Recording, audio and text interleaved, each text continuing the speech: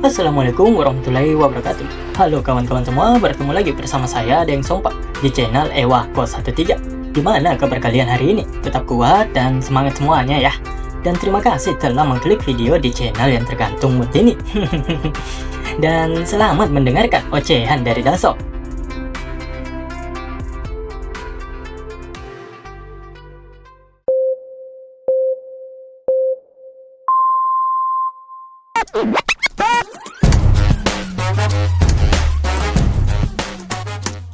Kita masih berada di pertarungan sebelumnya, di mana Damho yang semakin gila setelah pelatihan 3 bulannya di tengah hutan. Setelah pertarungan yang sangat mudah itu bagi Damho, semua orang yang ada di sana semakin bertanya-tanya dan dibuat begitu takjub oleh Damho. Apa yang diperlihatkan oleh Damho adalah sesuatu yang sangat sulit dipercaya bagi mereka. Sementara itu, satu-satunya yang berani berjalan mendekati Damho adalah Sage Hyung Hwang. Cheong Gyung? Tidak, seharusnya aku memanggilmu Damho, karena kau menyebut dirimu bukan lagi murid dari Sekte Gunung Hua, ucap Sage Hyung Hwang. Damho tidak menanggapi hal tersebut. Dia sebaliknya bertanya apa yang sebenarnya terjadi di tempat ini. Seperti yang kau lihat, aku datang ke sini untuk berdiskusi dengan Kuil Shaolin. Meskipun aku tertangkap dan disergap oleh kultus iblis, jawab Sage Hyung Hwang. Terima kasih, ucapnya lagi dengan tulus. Tidak perlu berterima kasih, aku melakukannya karena masterku, balas Damho. Ucapan Damho membuat dia teringat akan hal lainnya. Master, maksudmu kakak senior Hyunso, ucapnya. Master, pasti baik-baik saja kan? Tanya Damho. Ekspresi Sage Hyung Hwang menjadi sedih. Dia mengatakan bahwa Master Hyunso saat ini tidak sedang berada di Gunung Hua. Apa? Apa maksudmu dia tidak ada di sana? Tanya Damho yang tatapannya menjadi begitu dingin. Sage Hyung Hwang kemudian menjelaskan kenapa Master Hyunso tidak berada di Gunung Hua saat ini. Dia mengatakan kalau Master Hyunso meninggalkan Gunung Hua setelah Damho menghilang di Seiyo, markas kultus iblis belasan tahun yang lalu. Damho tentu heran mengapa masternya melakukan hal tersebut. Sage Hyung Hwang mengatakan kalau sepertinya Master Hyunso terlihat tidak bisa memaafkan Sekte Gunung Hua karena meninggalkan Damho. Dan dia tiba-tiba saja menghilang tanpa berkata apapun. Damho hanya terdiam mendengar semua penjelasan dari Sage Hyung Hwang. Dia seakan tidak percaya bahwa masternya mengambil keputusan yang seperti itu hanya demi dirinya. Pemimpin sekte juga sudah mengirim beberapa orang untuk mencari keberadaan kakak senior Hyunso. Aku minta maaf, Gunung Hua telah melakukan banyak kesalahan padamu, ucap Sage Hyung Hwang. Tidak lama kemudian, Dr. Ryun dan juga Ho Gyung yang sudah sadar tiba di tempat itu. Dia langsung memotong pembicaraan antara Damho dan Sage Hyung Hwang. Cheong Gyung, ada kemungkinan besar bahwa paman senior Hyunso berada di Saozu. Melihat Ho Gyung yang muncul tiba-tiba membuat Sage Hyung Hwang senang dan menanyakan apakah dia baik-baik saja. Pemimpin sekte memerintahkan kakakku Un Gyung untuk menemukan keberadaan paman senior Hyunso. Kakak senior Un Gyung telah tinggal di Saozu untuk beberapa hari, ucap Ho Gyung. Saozu, Un Gyung, ucap Damho. Berdasarkan keadaannya, kemungkinan bahwa Master Hyunso tinggal di Saozu sangatlah tinggi, ucap Ho Gyung. Mendapatkan kabar tersebut membuat Damho ingin segera pergi ke Saozu. Ayo pergi Jung Ryun, ucap Damho. Dr. Ryun hanya mengangguk setuju dan mengikuti apa yang dikatakan oleh Damho. Cheong Gyung, ucap Ho Gyung. Seperti yang telah diketahui, Master Hyunso sudah menjadi master yang sudah yakin dengan jalannya sendiri. Dia tidak bisa dikurung di dalam Gunung Hua. Kita tinggalkan sejenak ketegangan baku hantam dan dibawa ke markas pusat aliansi Murim. Kekuatan dan keagungan dari aliansi seni bela diri ini benar-benar menakjubkan seperti yang terlihat di Danau Donting. Semenjak Dewa Tombak 6 Cheon San menjadi pemimpin aliansi, status aliansi seni bela diri semakin meningkat. Sementara itu, Nam Gong Chang masih menyimpan amarah dan dendam mendalam terhadap Damho. Fish Demon, keluarga Nam Gong telah dihancurkan oleh orang itu. Pasukan ahli pedang keluarga Nam Gong yang telah menjadi benteng terakhir pun telah musnah. Bahkan, kepala keluarga, Nam Gong Cheon kembali dengan luka yang dideritanya. Bahkan, rencana untuk membawa seorang dokter khusus untuk menyembuhkan Tuan Muda Nam Gong Mujin dari kegagalan Ki-nya juga gagal. Oleh karena itu, sekarang suasana keluarga Nam Gong tidak ada bedanya dengan rumah duka. Jika pendiri dari keluarga Nam Gong lemah, posisiku juga akan melemah. Kita harus menyingkirkan Fish Demon dengan cara apapun, gumamnya yang ngedumel jengkel di benaknya. Seseorang lalu datang menghampirinya. Laporan penting datang dari utara. Kelompok King Yun dari Guzian telah diserang dan dihancurkan. Sekelompok orang yang tidak diketahui identitasnya dikatakan sedang menuju ke Sozu. Dari keadaannya, itu terlihat jelas bahwa sekelompok orang-orang itu dari kultus iblis. Tapi kekuatan bertarung mereka terlihat luar biasa. Jika itu kelompok King Yun, mereka adalah penguasa Guzian. Tapi dalam satu malam mereka telah dikalahkan hingga rata, ucap orang yang menyampaikan laporan tersebut. Nam Gongchang menjadi begitu panik dan ngeri mendengar laporan tersebut. Dia menanyakan seberapa besar kekuatan bertarung mereka. Si pembawa laporan mengatakan bahwa kekuatan mereka sepenuhnya belum diketahui. Namun dinilai bahwa mereka memiliki kekuatan tempur yang begitu hebat. Nam Gongchang menanyakan pasukan militer mana yang bisa mereka kirim ke Zaozu sekarang. Pasukan militer yang saat ini dapat digunakan dikirim ke Yunnan dan Shandong. Meskipun kita memanggil mereka, setidaknya butuh 1 bulan, jawab si pembawa laporan itu. Jika seperti itu, maka itu akan terlambat, ucap Nam Gongchang. Si pembawa laporan itu lalu mengatakan bahwa pahlawan muda Cho Yun Won dari Sekte 100 Pertempuran berada dekat dari Zaozu. Menurutnya, Cho Yun Won akan sedikit membantu. Nam Gongchang kemudian memberikan perintah untuk mengirim Cho Yun Won dan sekte terdekat ke Zaozu terlebih dahulu.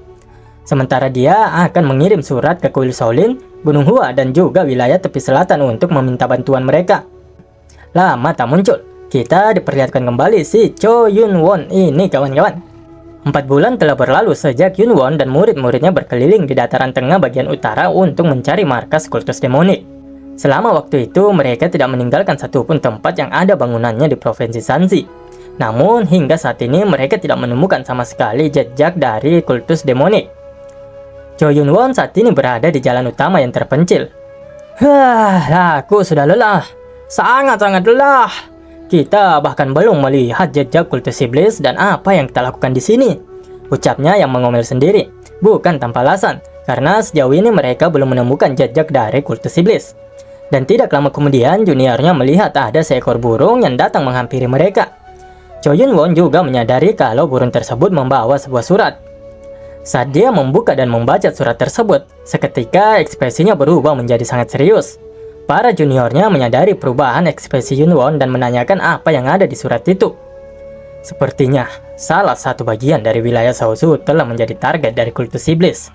Itu adalah perintah untuk segera bergabung dengan wilayah Zaozu, ucap Cho Yun Won meremas surat itu. Mereka telah sampai di Zaozu setelah perjalanan jauh. Terlihat ekspresi dari semuanya yang begitu serius dan marah. Untuk sampai ke tempat ini, perjalanannya benar-benar panjang.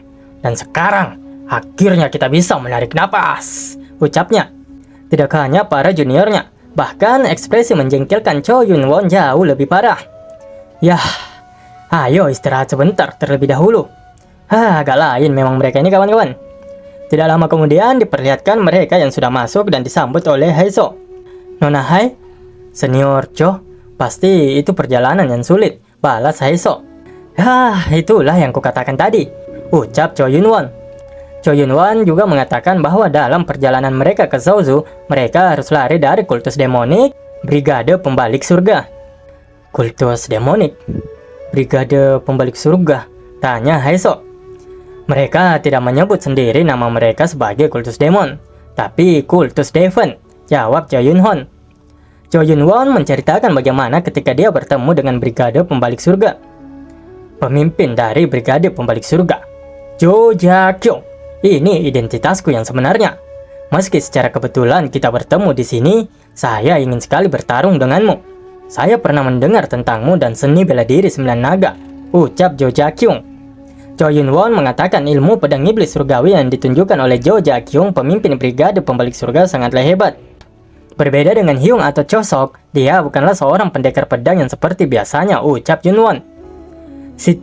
Sesuai situasinya, dia bisa mengayunkan pedangnya dengan sangat fleksibel. Dia telah mencapai kesatuan dengan pedangnya, ahli pedang yang efektif dan ekstrim yang bisa menghindari penggunaan energi pedang atau pedang dengan energi Ki. Penggunaan pedangnya sangat kejam dan menakutkan, ucap Cho Yun Won menceritakan bagaimana kuatnya pemimpin Brigade Pembalik Surga itu. Cho Yun Won harus mengeluarkan semua kemampuannya untuk mengimbangi teknik kuat dari Jo Ja-kyung. Pertarungan keduanya sangat sengit meskipun begitu singkat. Jo Ja-kyung menyerang Cho Yun Won menggunakan teknik Battle Sword Style. Sementara itu, Cho Yun Won menggunakan teknik Aik Desolation Defense Fist untuk melawannya. Pada akhirnya, dia tidak bisa memenangkan pertarungan dan kembali dengan kekalahan. Ucap Cho Yun-won panjang lebar dan masih merinding ngeri mengingat pertarungan mereka. Nona Hae-so mengatakan bahwa Cho Yun-won sudah bekerja keras hingga ke tempat ini. Begitu pula dengan Yun-won yang juga mengatakan hal yang sama kalau Hae-so juga sudah sangat menderita di tempat ini. Di sini juga tidak jauh berbeda. Gosa yang memimpin anggota elit dari sekte demonik iblis dengan kekuatan besar yang tak tertandingi menyebabkan kerusakan yang besar untuk wilayah Sozu. Tidak terhitung jumlah orang-orang yang terluka maupun yang dibunuh. Ucap Hae-so menggambarkan situasi Sozu saat ini. Suasana ini. Bagaimana kita bisa merespon dengan baik dari penyerbuan para kultus demonik seperti ini? Ucapnya. Terlebih dahulu, ayo istirahat dan pikirkan tentang itu nanti. Semua orang kelihatannya kelelahan, ucap Hae-so. Kita lalu ditendang ke lembah King Liu yang sebelumnya bernama Cheongryuguk, lalu berubah menjadi Changde, dan sekarang berubah lagi menjadi lembah King Liu. Ya, besok berubah jadi Kamen Rider Black RX nih nama tempat nih. Diperlihatkan Master Hyunseo yang sedang duduk melamun. Belum lama ini, seseorang yang bernama Cheon Oh-gyung datang ke lembah King Liu.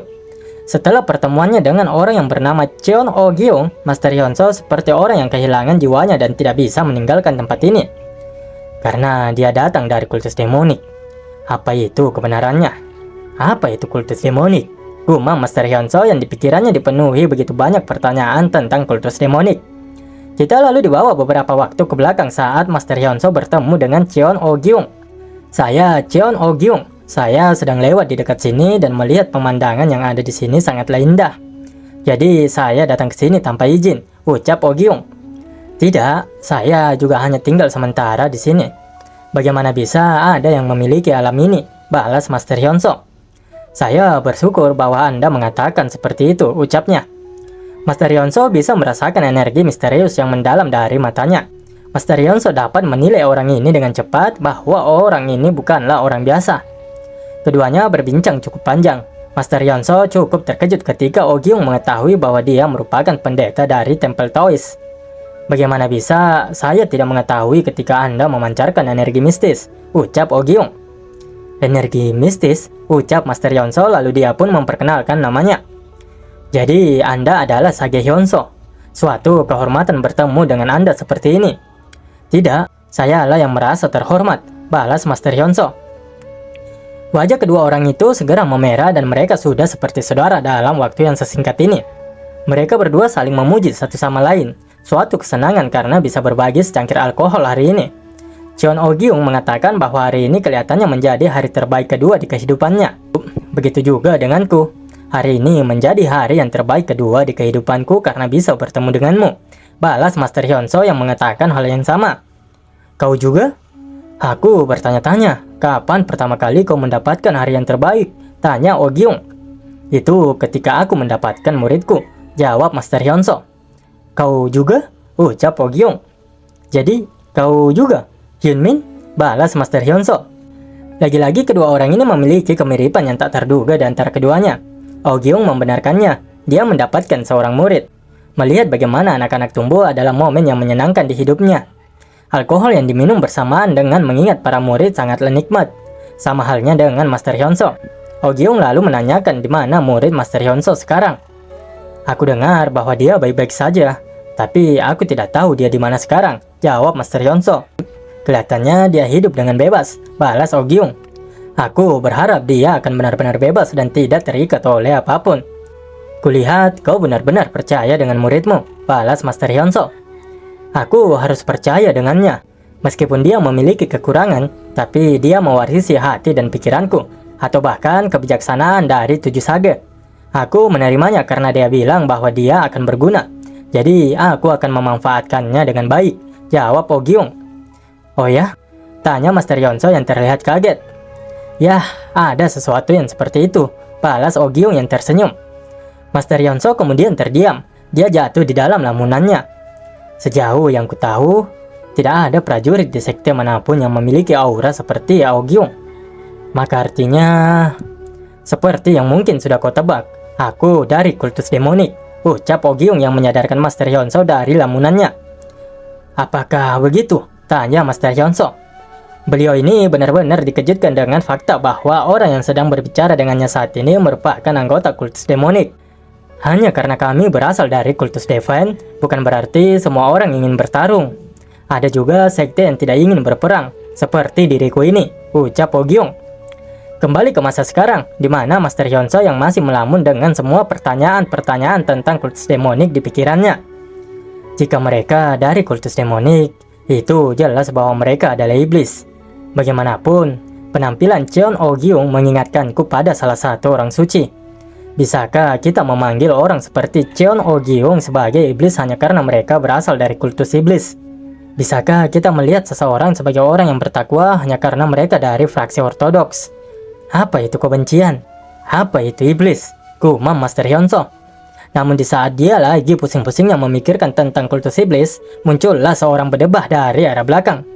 Saudara junior, siapa Hyungum? Saudara senior Hyungum? Ucap Master Hyunseo yang terkejut. Sudah lama tidak bertemu, ucapnya. Un Gyung yang mengantar Hyungum lalu meminta maaf kepada Master Hyunseo. Un Gyung, bukankah sudah kubilang aku akan pergi saat waktunya tiba? Ucap Master Hyunseo. Sage Hyungum mengatakan kalau Un Gyung tidak salah apa-apa. Dia mengaku kalau dia datang ke Zaozu dan mendengar Master Hyunseo ada di sini. Oleh karena itu dia mampir sebentar. Master Hyunseo tentu bertanya-tanya bagaimana Sage Hyungum bisa ada di tempat ini.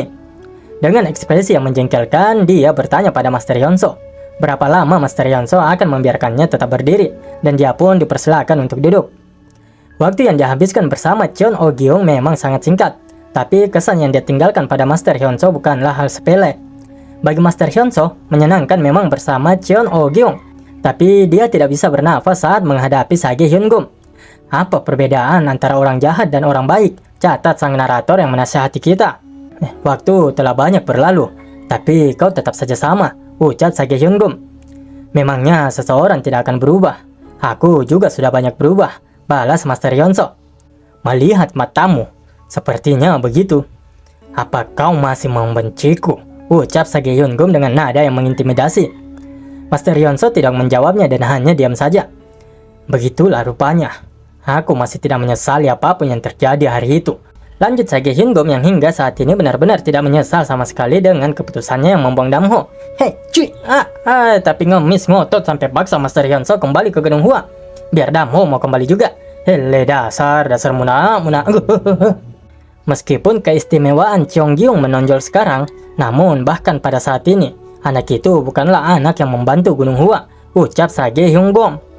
Meskipun reputasi Damho mengguncang dunia, kakak senior tetap tidak mengenali anak itu, balas Master Hyunseo. Aku hanya percaya apa yang aku lihat dengan mataku sendiri, bantah Sage Hyungum. Master Hyunseo hanya diam dan tidak membalas perkataannya lagi. Suara tawa yang terdengar di sekitar mereka. Suara tawa itu mengganggu telinga dari Sage Hyungum. Dia menoleh ke asal suara tawa tersebut, di mana di sana terdapat beberapa anak yang sedang bermain dengan gembira satu sama lain. Apa kali ini anak-anak itu? Cheon Gyung juga seperti itu. Dan kau juga sama, ucapnya mengerang karena begitu marah. Aku baru saja menerima anak-anak yang tidak punya tempat tujuan. Apakah hanya itu yang ingin kau katakan? Tanya Master Hyunseo. Aku datang untuk menjemputmu, ucap Sage Hyungum dengan tegas. Aku dengan jelas mengatakan kepada Un Gyung bahwa aku tidak akan kembali untuk saat ini, balas Master Hyunseo. Itu sebabnya aku di sini. Aku tidak ingin melakukan ini, tapi karena ketua sekte menyuruhku membawamu, aku bisa membantu. Tidak peduli seberapa keras kau menyenggahnya, kau adalah seorang tetua gunung sekte Hua. Dan jangan pernah melupakan fakta itu, ucap Sage Hyungum. Aku tidak pernah melupakannya sekalipun, tapi aku tidak bisa meninggalkan anak-anak itu, ucap Master Hyunseo. Kau selalu memilih jalan yang sulit daripada jalan yang mudah, balas Sage Hyungum yang menjadi semakin marah menghadapi Master Hyunseo. Baiklah, bawa anak-anak itu juga, tapi aku tidak akan menerima mereka sebagai murid sekte Gunung Hua, ucap Sage Hyungum. Itu tidak masalah, jika anak-anak tidak mau, aku tidak akan membesarkan mereka di pangkuan Gunung Hua juga. Sage Hyungum lalu menyuruh Un Gyung untuk membawa Master Hyunseo dan juga anak-anak kecil itu ke cabang Zaozu. Un Gyung awalnya menolak karena menilai tempat itu terlalu bahaya. Tidak akan ada bahaya. Apa yang bisa berbahaya ketika aku di sini? Aku akan berangkat ke Gunung Hua langsung dari sana, ucap Sage Hyun-gum. Saya mengerti. Maaf, ucap Un Gyeong yang hanya bisa mengikuti perkataan dari Sage Hyun-gum. Kita lalu dibawa ke Zaozu di malam hari setelah Un Gyeong mengantar Master Hyunseo dan juga para bocah itu tinggal di Zaozu. Master Hyunseo mencoba menenangkan anak-anak itu yang terlihat gugup. Master Hyunseo mengatakan kalau besok pagi para pejuang sekte Gunung Hua akan membawa mereka ke Gunung Hua. Meskipun itu sulit dan membuat frustasi, Master Hyunseo menyuruh mereka untuk bersabar dan bertahan sampai saat itu tiba. Akhirnya, para anak-anak itu mulai terlihat sedikit tenang. Sesaat kemudian, pintu ruangan mereka terbuka, dan masuklah seseorang. Master Hyunseo menjadi sedikit gugup, dan ternyata itu adalah si kocak Cho Yun Won. Saya Cho Yun Won dari Sekte 100 Pertempuran, ucap Yun Won yang langsung menyapa dan memperkenalkan dirinya. Cho Yun Won, ucap Master Hyunseo. Menyadari Master Hyunseo yang gugup, dia mencoba untuk menenangkannya. Anda tidak perlu gugup, karena saya berteman dengan murid Anda, Damho, ucap Cho Yun Won. Teman, Damho, ucap Master Hyunseo yang begitu kaget mendengar pernyataan dari Cho Yun Won. Bahkan ekspresinya jauh lebih kaget dibandingkan saat dia menyadari Cheon Oh Gyeong berasal dari kultus iblis. Cho Yun Won mengiyakan dan untuk meyakinkan Master Hyunseo, dia mengatakan bahwa dia dan Damho terhubung oleh takdir sejak mereka memasuki murim. Akhirnya, ketakutan Master Hyunseo hilang dan mengucapkan selamat datang kepada Cho Yun Won. Dia mengatakan bahwa dalam keadaan seperti ini, mau tidak mau seseorang pasti menjadi curiga terhadap orang asing. Yun Won dapat mengerti itu. Bahkan dia sendiri juga akan melakukan hal yang sama, ucapnya. Mereka menghabiskan malam itu hanya dengan membahas Damho. Master Hyunseo masih sulit mempercayai bahwa Damho memiliki seorang teman meskipun dia sudah melihatnya seperti ini. Wahahaha, itu memang tidak mudah pada awalnya. Seperti yang kalian tahu, dia sangat kasar. Itulah sebabnya, ucap Yun Won. Damho memang memiliki sisi itu. Bahkan tidak pernah memulainya duluan, balas Yun Won lagi. Bagi Master Hyunseo, sungguh sangat menyenangkan mendengar cerita Damho melalui temannya. Dia benar-benar terpikat dengan semua kata-kata Cho Yun Won. Dia tertawa dan menangis mendengar perkataan Cho Yun Won tentang kehidupan muridnya yang tidak dia ketahui. Malam itu, suka duka sedih dan senang kedua orang itu rasakan. Mereka melewatkan malam dengan tawa bahagia.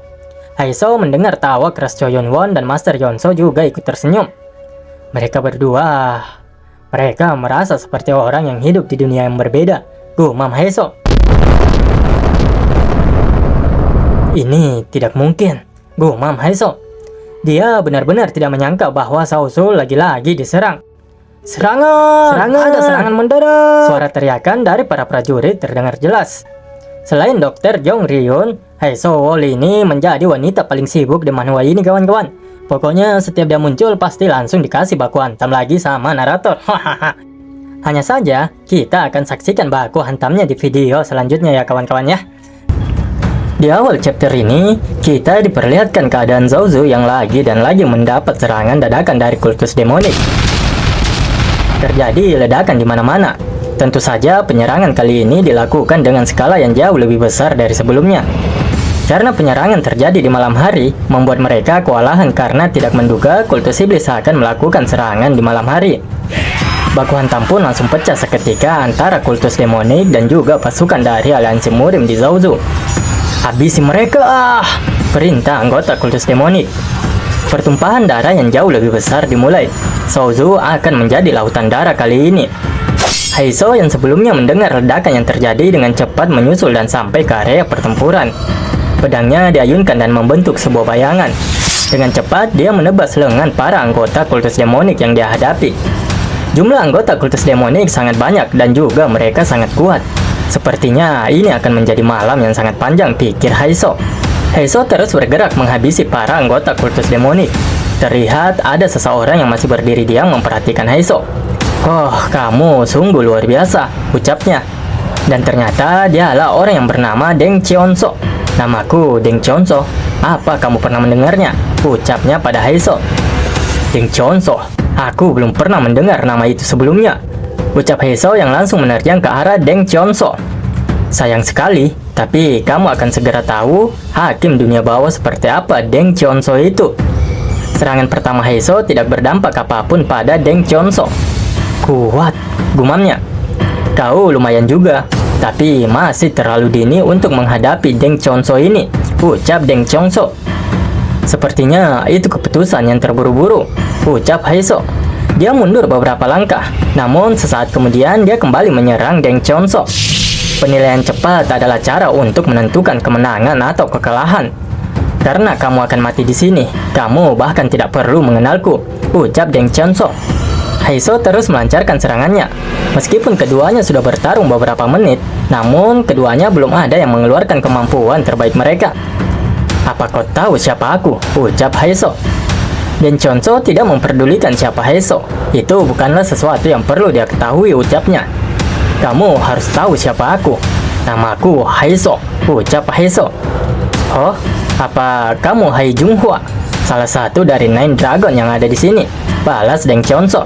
Deng Chonso mengatakan, jika Haeso salah satu dari Nine Dragon, maka Haeso sudah cukup sebagai korbannya. Tentu Haeso tidak akan pernah membiarkan hal itu terjadi. Saat dia ingin kembali menerjang Deng Chonso, dia langsung menghentikan langkahnya setelah mendengar seseorang yang menyuruhnya untuk berhenti. Anak bodoh, jika seseorang mengetahui bahwa mereka tidak dapat menang 1 lawan 1 dengan lawan mereka, mundur juga merupakan salah satu cara terbaik. Aku akan menghadapinya. Itu adalah Sage Hyun-gum yang membuat Haeso sedikit terkejut karena kehadirannya. Sage Hyun-gum menyuruh Haeso untuk pergi dan membantu yang lainnya. Sementara lawan yang ada di sini akan dihadapi sendiri. Haeso mengerti dan langsung meninggalkan mereka berdua.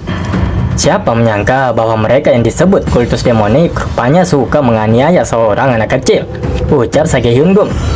Kedua orang itu kini berhadapan satu sama lain. Siapa kau? Tanya Deng Chonso. Aku Hyun-gum dari Sekte Gunung Hua, jawabnya.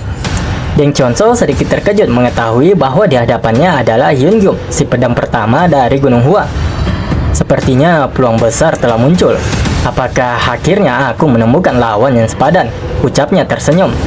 Lancang sekali, balas Sage Hyun-gum. Kita akan melihat apakah si kumpau ini sehebat gaya dan omongannya. Namun, sebelum itu, sang narator menendang kita ke sebuah tempat antah berantah, di mana ada begitu banyak mayat yang sedang menjadi santapan segerombolan burung gagak. Diperlihatkan Damho dan Dr. Ryun yang sebenarnya sedang menuju Zaozu melintasi tempat itu. Tidak tahu ini sudah yang keberapa kali mereka melihat kematian yang disebabkan oleh racun selama perjalanan ini. Damho menanyakan apakah Dr. Ryun sudah mengidentifikasi racunnya. Ini pertama kalinya aku melihat racun ini. Sepertinya ini sejenis racun korosif, jawab Dr. Ryun. Apa itu berarti tidak dapat didektosifikasi? Tanya Damho lagi. Itulah yang kumaksud dengan sulit. Tapi pertama-tama kita perlu mengetahui ramuan racunnya, balas Dr. Ryun. Dr. Ryun menjelaskan bahwa mayat-mayat tersebut sudah membusuk sehingga mereka tidak bisa mendapatkan racun yang tepat. Dr. Ryun perlu mendapatkan racun utuh untuk setidaknya mencoba membuat penawarnya. Damho mengerti dengan situasi yang dijelaskan oleh Dr. Ryun dan lalu menyalakan api. Kalau begitu, ayo kita bakar mayatnya terlebih dahulu.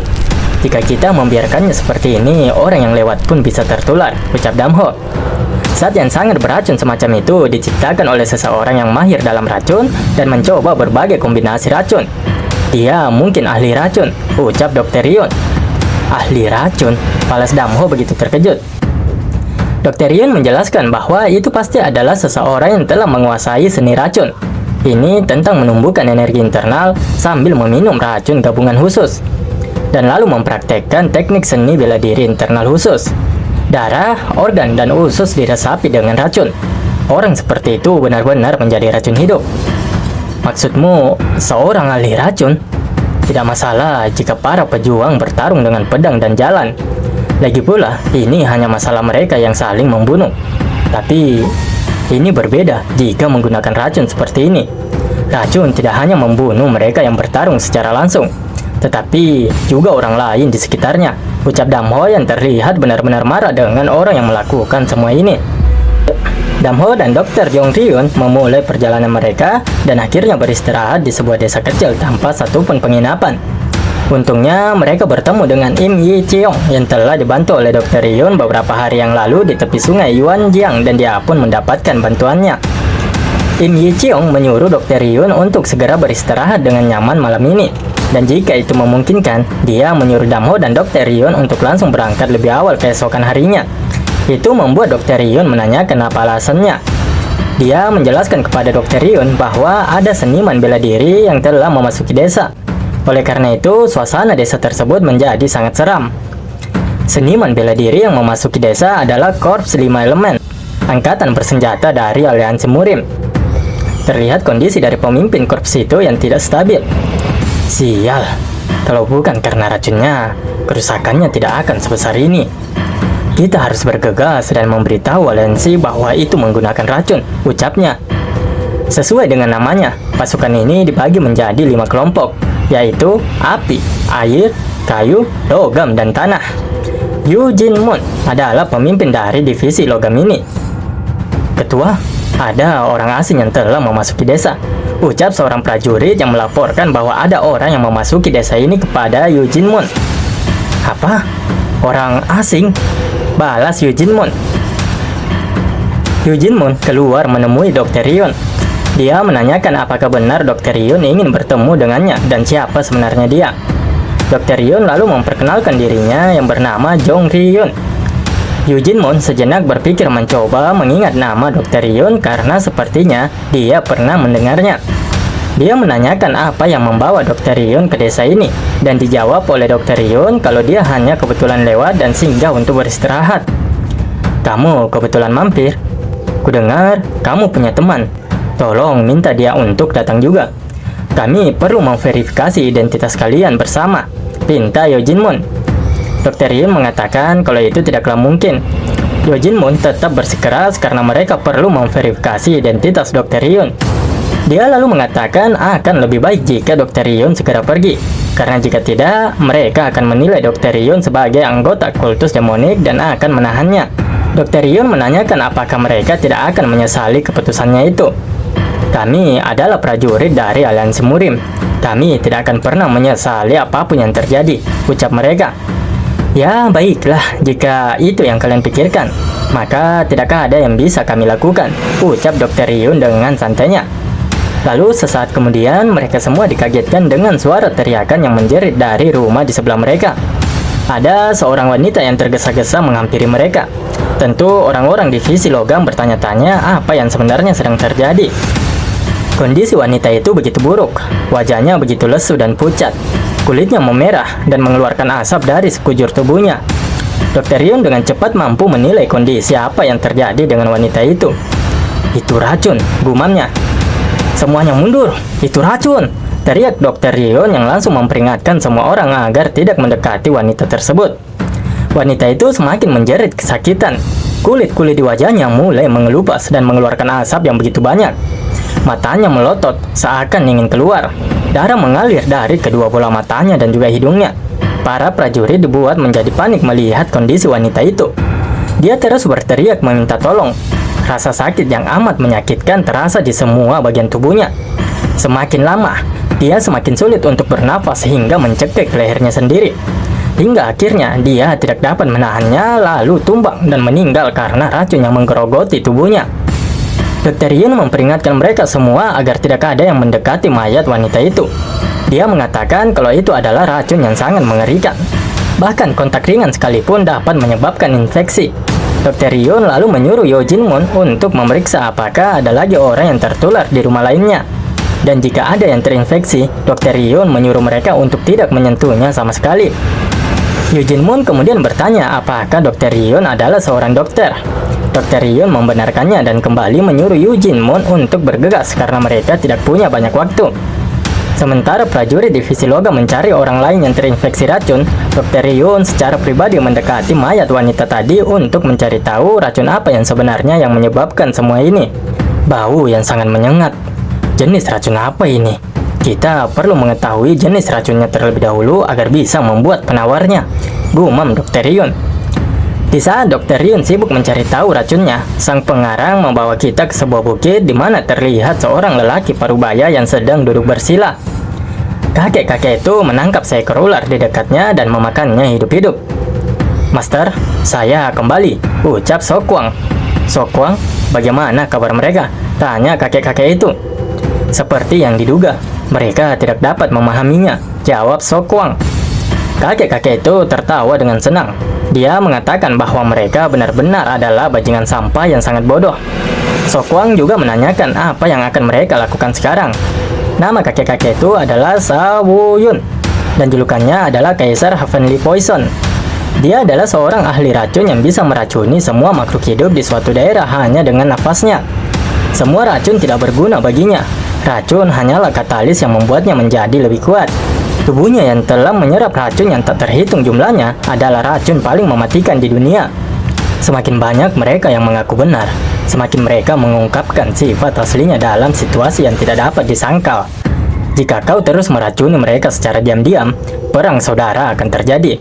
Itu akan menjadi hiburan yang luar biasa, ucapnya yang tertawa licik. Kita kembali ke desa sebelumnya, di mana para penduduk desa sekarat karena racun.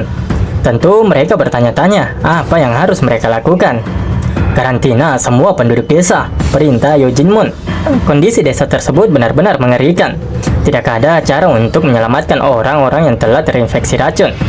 Pada awalnya, anggota divisi logam agak ragu untuk melakukan karantina kepada penduduk desa. Apakah mereka semua ingin mati? Ucap Yojinmon. Gejala infeksi hanya muncul pada penduduk desa. Kita perlu mengisolasi penduduk desa sebelum kita tertular juga, lanjutnya.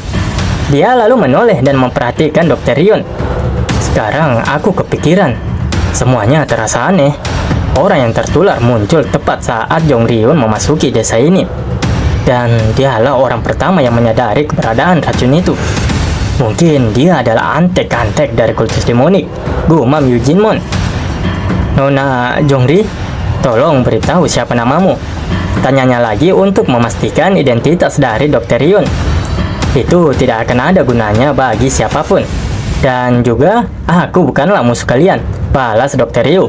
Sulit bagiku untuk memutuskannya. Suruh mereka keluar juga. Jika tidak, ucap Yojinmon mendesak Dr. Ryun. Dr. Ryun menyuruhnya untuk tetap tenang dan menunggu sebentar. Akan tetapi, Yojinmon tidak mau mendengarkannya dan menarik pedangnya lalu menodongkannya di leher Dr. Ryun. Singkirkan pedang itu, ucap Damho yang tiba-tiba masuk dan langsung mengepalkan tinjunya. Pahlawan telah tiba dengan coolnya, hahaha. Mendengar suara Damho membuat mereka semua menjadi panik seketika. Mendengar suaranya saja membuat tubuhku bergetar, ucap Yojinmon. Siapa itu? Siapa? Teriak Yojinmon yang pedangnya masih diletakkan di leher Dr. Ryun. Dan sesaat kemudian, Yojinmon menyadari siapa orang di hadapannya. Hah? Fish Demon? Ucap mereka terpelongok begitu kaget karena ternyata itu adalah Damho si Fish Demon. Para prajurit divisi logam itu bertanya-tanya, mengapa bisa Fish Demon juga ada di tempat ini? Ada masalah apa? Tanya Damho pada mereka. Oh, tidak ada apa-apa, jawab Yojinmon yang menjadi begitu panik. Jong Ryun, kamu baik-baik saja kan? Tanya Damho. Aku baik-baik saja, jawab Dr. Ryun.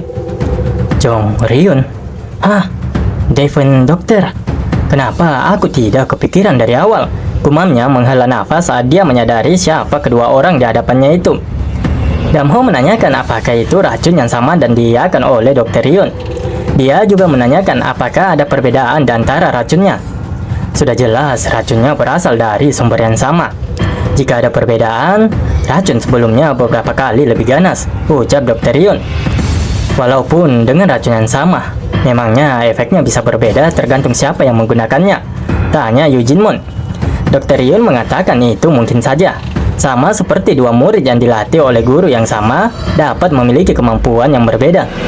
Mereka yang berlatih seni racun juga dapat memiliki kemampuan yang berbeda, tergantung pada kondisi tubuh, disiplin mental, dan juga jenis racun yang tersembunyi di dalam tubuh mereka, ucap Dr. Ryun menjelaskan kepada mereka.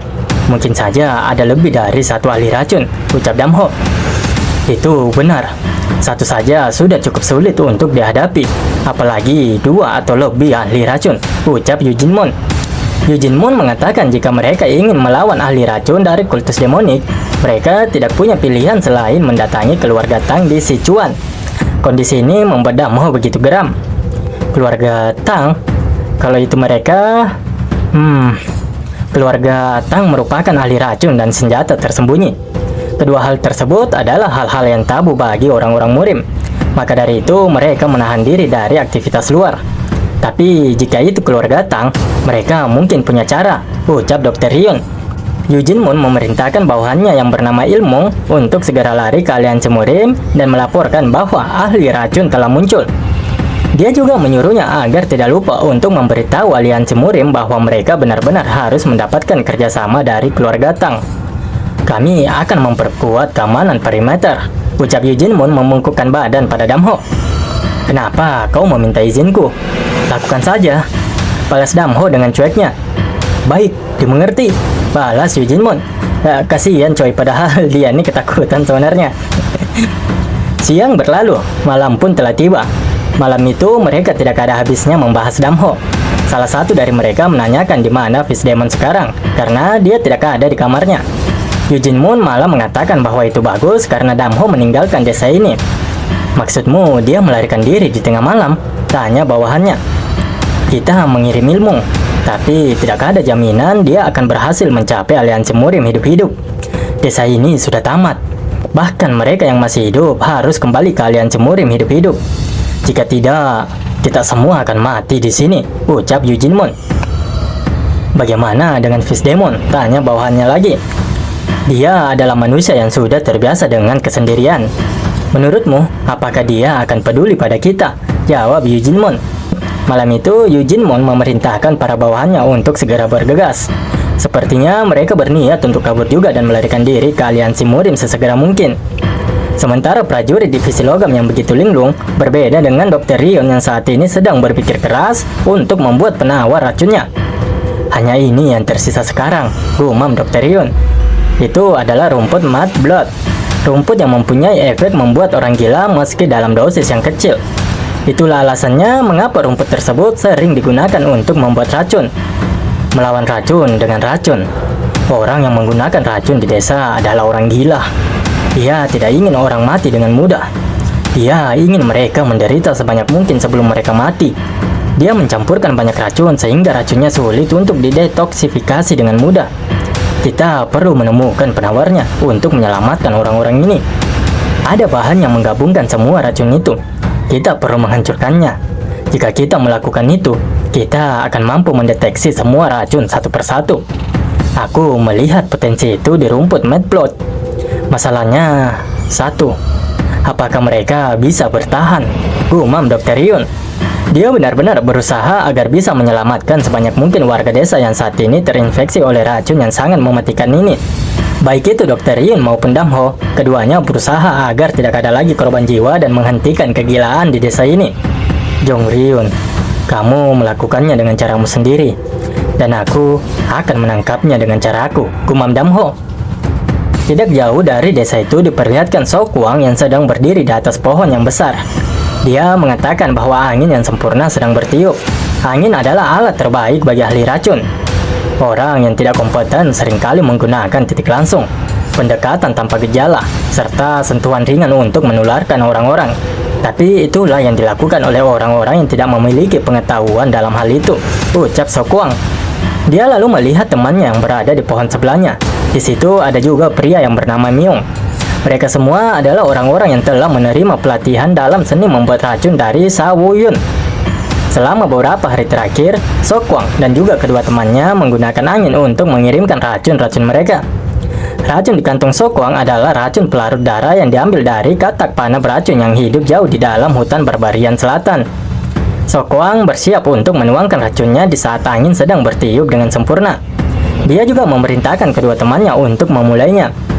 Namun sebelum dia membuka kantong racun itu, dia menyadari ada sesuatu yang mendekatinya.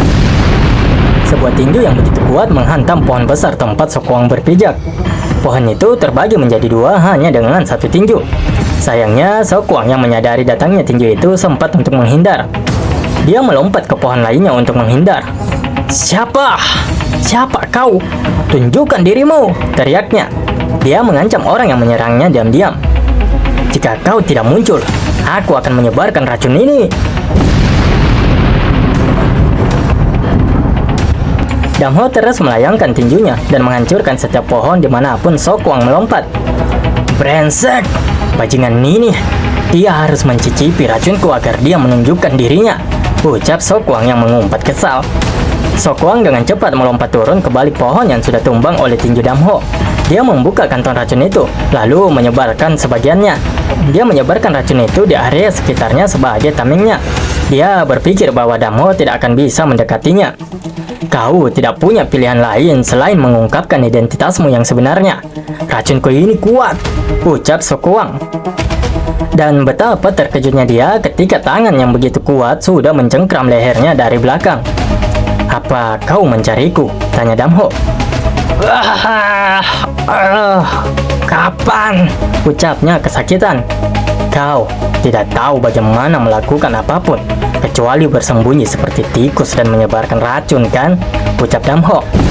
Damho meninju wajahnya dengan lembut dan penuh kasih sayang. Apa ini menyenangkan bagimu? Ucap Damho. Damho tidak melepaskan cengkeramannya dan terus meninju wajah Sokwang. Kau menginginkan kesenangan seperti ini, kan? Ucap Damho yang begitu kesal. Damho tidak menghentikan tinjunya. Dia terus meninju wajah Sokwang menjadi wajah geprek. Damho sengaja tidak langsung menghabisi Sokwang dengan satu pukulan. Dia ingin memberikan kesenangan yang luar biasa seperti yang Sokwang inginkan. Sokwang meringis kesakitan, mulutnya berantakan, giginya berjatuhan, wajahnya gepeng akibat tinju dari Damho. Siapa kau? Tanya Sokwang. Kau tidak perlu tahu, jawab Damho. Damho melirik kantong racun yang terjatuh di sebelah Sokwang dan meraihnya. Damho membuka kantong itu dan mengerahkannya ke mulut Sokwang. Sokwang berteriak agar Damho tidak melakukan hal tersebut. Oh, tidak! Teriak Sokwang. Namun Damho langsung menyumbat mulutnya dengan memasukkan kantong racun itu ke mulutnya dan menahannya agar tidak dimuntahkan oleh Sokwang. Setelah itu, tinju Damho mendarat sekali lagi. Racun tersebut habis tertelan oleh Sokwang. Sokwang berteriak kesakitan. Bahkan dia tidak bisa menahan ganasnya racun yang dia buat sendiri. Dan hingga akhirnya, Sokwang menghembuskan nafas terakhirnya dengan wajah yang sangat menyedihkan dan hancur. Tidak mungkin bagi mereka meracuni desa itu lagi tanpa terperangkap oleh indera Damho. Damho menyimpulkan bahwa mereka menyebarkan racun tanpa mendekati orang-orang desa itu. Satu-satunya cara untuk meracuni penduduk desa tanpa mendekati mereka adalah dengan meracuni sumur atau menggunakan angin. Sebelumnya, mereka sudah memeriksa sumurnya dan itu aman. Jadi, yang tersisa hanyalah menggunakan angin untuk meracuni mereka. Oleh karena itu, Damho berpikir untuk memeriksa arah angin, lalu mendatangi orang-orang ini dan menghajarnya. Melihat Sokwang yang dihajar separah itu, membuat kedua rekannya merinding ngeri. Mereka yang tidak bisa disakiti bahkan oleh racun darah bukanlah lawan mereka, ucap si Jubah. Si botak lalu mengajak si Jubah untuk segera pergi. Setelah mereka berdua melihat kematian Sokwang, tentu hal bodoh untuk tetap berada di tempat itu. Mereka berdua tidak menunda-nundanya lagi dan langsung melarikan diri. Akan tetapi, Damho tidak menghalangi keduanya dan membiarkan mereka berdua lari.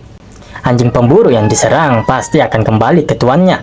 Gumam Damho yang sengaja melepaskan mereka agar bisa mengikutinya sampai ke pemimpin mereka. Memang sih selain badas juga pintar si Damho ini kawan-kawan. Otot dan juga otaknya benar-benar sejalan. Sayangnya Damho terlalu dingin ya kawan-kawannya. Padahal Dr. Ryun pasangan serasi buat dia. Satunya seakan malaikat penyembuh, sementara satunya lagi malaikat maut ya kawan-kawannya. Ya begitulah keduanya. Namun mantaplah buat si pengarang ini. Apalagi si Damho kayaknya ya makin kesini tuh makin gimana gitu sama si Dr. Ryun ini. Setelah Damho membunuh Sokwang, kedua rekannya langsung melarikan diri. Damho hanya menatap mereka pergi karena berniat untuk mengikutinya hingga ke markas mereka. Damho terus mengikuti mereka dengan tenang. Entah sudah berapa lama mereka pergi. Suara menakutkan yang membuat bulu kuduk mereka berdiri bergema di seluruh hutan. Namun itu tetap tidak menghentikan langkah Damho untuk terus maju menyusuri hutan. Bau yang memuakkan merangsang indera penciuman Damho. Ini asap beracun, gumam Damho. Hanya dengan menciumnya saja sudah membuat kepalanya berdenyut-denyut. Damho mengaktifkan teknik Dark Soul Heart untuk memblokir energi eksternal dan mengambil langkah maju. Semakin banyak langkah yang Damho ambil memasuki ke dalam hutan, semakin kuat aroma racun yang tercium. Tidak tahu sudah berapa jauh Damho masuk ke dalam hutan, tapi tidak menemukan seorang pun di sana. Yang ada hutan di depannya seakan menggeliat. Betapa terkejutnya Damho ketika mendapati ribuan ular yang menumpuk seakan membentuk gunung ular itu sendiri. Di tengah-tengah ular itu, seorang pria tua sedang duduk bersila. Tentu saja dia adalah Sawuyun, sang kaisar racun surgawi. Ini mungkin merupakan pemandangan yang mengerikan, namun bagi Damho itu adalah pemandangan yang sangat aneh. Tidak mungkin tamu penyambutan datang ke tempat berbahaya seperti ini. "Siapa kau?" tanya Sawuyun pada Damho. Itu dia, orang ini yang membunuh semua rekan kita," teriak si botak yang muncul tidak jauh dari Damho. Sawuyun langsung membuka matanya sesaat si botak menyelesaikan ucapannya. Tatapannya menatap Damho dengan tajam bagaikan ular. Seketika aura Sawuyun menyebar keluar. Aura penekanan yang begitu kuat. Saking kuatnya, ada begitu banyak ular yang mati seketika. Tidak hanya ular-ular itu, bahkan Damho sendiri merasakan tekanan yang luar biasa yang dipancarkan dari aura Sawuyun. Dalam sekejap, bangkai ular-ular tersebut menumpuk seperti gunung di sekitar Sawuyun. "Itu racun yang sangat besar," gumam Damho. Udara sekitar terdistorsi oleh racun yang dikeluarkan dari ular-ular yang baru saja mati. Racun menyebar di udara bahkan dapat dilihat dengan jelas. Tidak lama kemudian, racun itu mulai diserap melalui pori-pori Sawuyun layaknya seekor monster. Hingga akhirnya dia tersenyum karena telah menyerap semua racun yang ada di udara sekitar. Damho menatapnya dengan tajam dan tentu bingung apa yang sedang dilakukan kakek aneh ini di hadapannya. Tubuh Sawuyun terlihat segar dan berotot setelahnya. "Kau luar biasa. Bahkan dalam racun Sawuyun ini, kau masih bisa berdiri." "Siapa kau?" tanya Sawuyun. "Fish Demon," ucap Sawuyun lagi. "Jadi, kultus ilahi menyebutmu sebagai kaisar racun surgawi?" tanya Damho. Alih-alih menjawab pertanyaan Damho, Sawuyun mengatakan bahwa ternyata Damho lah yang penyebab anak buahnya tidak kembali. "Jadi, kaulah yang menghabisi mereka. Kau mungkin sudah banyak mendengar tentangku. Tapi, kau datang meskipun kau tahu orang seperti apa aku ini. Antara kau memang naif, atau kau menganggap dirimu hebat. Kau tidak akan mati dengan tenang," ucap Sawuyun. Orang yang paling beracun di dunia itu sedang melepaskan racun-racunnya. Racunnya menyebar seperti gelombang pasang menuju ke arah Damho dengan cepat. Di saat yang bersamaan itu, Damho langsung menghentakkan kaki kanannya ke tanah dan bersiap untuk menerjang Sawuyun. Damho melompat dan langsung menyerang pertahanan yang dibentuk oleh Sawuyun. Meskipun itu merupakan pertahanan yang sangat kuat, akan tetapi Damho masih mampu menghancurkan dan menembus pertahanan itu. Perisai pelindung yang mengelilingi Sawuyun bergetar hebat. Retakan muncul di permukaan penghalangnya, seperti dinding kaca yang akan pecah. Tidak hanya pelindung yang berlapis-lapis dari Sawuyun yang dihancurkan, bahkan kini retakan juga muncul di wajah Sawuyun. Namun Damho terus mendorong tinjunya jauh lebih kuat lagi, hingga pelindung Sawuyun benar-benar hancur. Sawuyun dipukul mundur beberapa langkah. Pelindung yang terbentuk dari racun yang keluar di tubuhnya hancur dan menyebar di udara. "Kurang ajar," ucap Sawuyun yang begitu geram. Sawuyun lalu membuka telapak tangannya lebar-lebar dan kembali menyerang Damho menggunakan teknik Blood Socket Crimson Palm miliknya. Itu adalah teknik seni bela diri yang menggunakan racun yang terkumpul di tubuhnya. Bahkan sebelum ketegangan mencapai tubuh Damho, racun yang begitu kuat sudah bisa dirasakan. Bagaimanapun, racun yang mengalir dalam darah Sawuyun merupakan racun yang terkuat dari racun manapun di dunia ini. Teknik yang digunakan Sawuyun merupakan teknik yang mengandung racun yang dapat membunuh puluhan orang dewasa hanya dengan satu tetesan. Tentu saja itu tidak akan pernah bisa dihentikan dengan metode biasa. Bahkan Damho yang memiliki tubuh yang jauh lebih kuat dari kebanyakan orang juga dibuat sedikit mengerang karena racun yang begitu kuat dari Sawuyun. Damho mencoba bertahan dan mencari celah untuk melancarkan serangan balik ke Sawuyun. Damho bersiap menyerang. Dia menjulurkan tangannya, membuka dinding kosong yang terputus. Itu adalah suatu teknik yang menciptakan gelombang ultrasonik yang tidak terdengar oleh telinga manusia dengan memberikan kejutan pada molekul udara. Ketika molekul udara meledak, gelombang kejut langsung menyebarkan racun yang disebarkan oleh Sawuyun menggunakan teknik Blood Socket Crimson Palm miliknya. "Getaran apa ini?" ucap Sawuyun yang mulai panik. Semua racun yang dilemparkan oleh Sawuyun ke arah Damho tidak ada sedikit pun yang berhasil mencapainya. "Ini luar biasa. Tidak kusangka dia menetralkan Blood Socket Crimson Palm milikku," ucap Sawuyun. Sawuyun membuka mulutnya dengan lebar. Dia menghisap racun-racun di sekitar sebelum menembakkannya lagi ke arah Damho. Dia membuka teknik kaisar racun surgawi, versi pamungkas dari Blood Socket Crimson Palm. Sawuyun langsung melepaskan tekniknya itu. Energi berbisa yang berdiam di mulutnya menyebar bersama nafasnya. Teknik racun surgawi mencekik segala sesuatu di sekitarnya termasuk Damho. Teknik racun itu begitu kuat hingga bahkan Damho dibuat kesulitan untuk bernafas. Damho kemudian memblokir racun-racun yang menyebar di sekitarnya dengan menutup mulut dan hidungnya. Tapi dia bahkan tidak bisa membuka matanya di tengah-tengah kabut racun itu.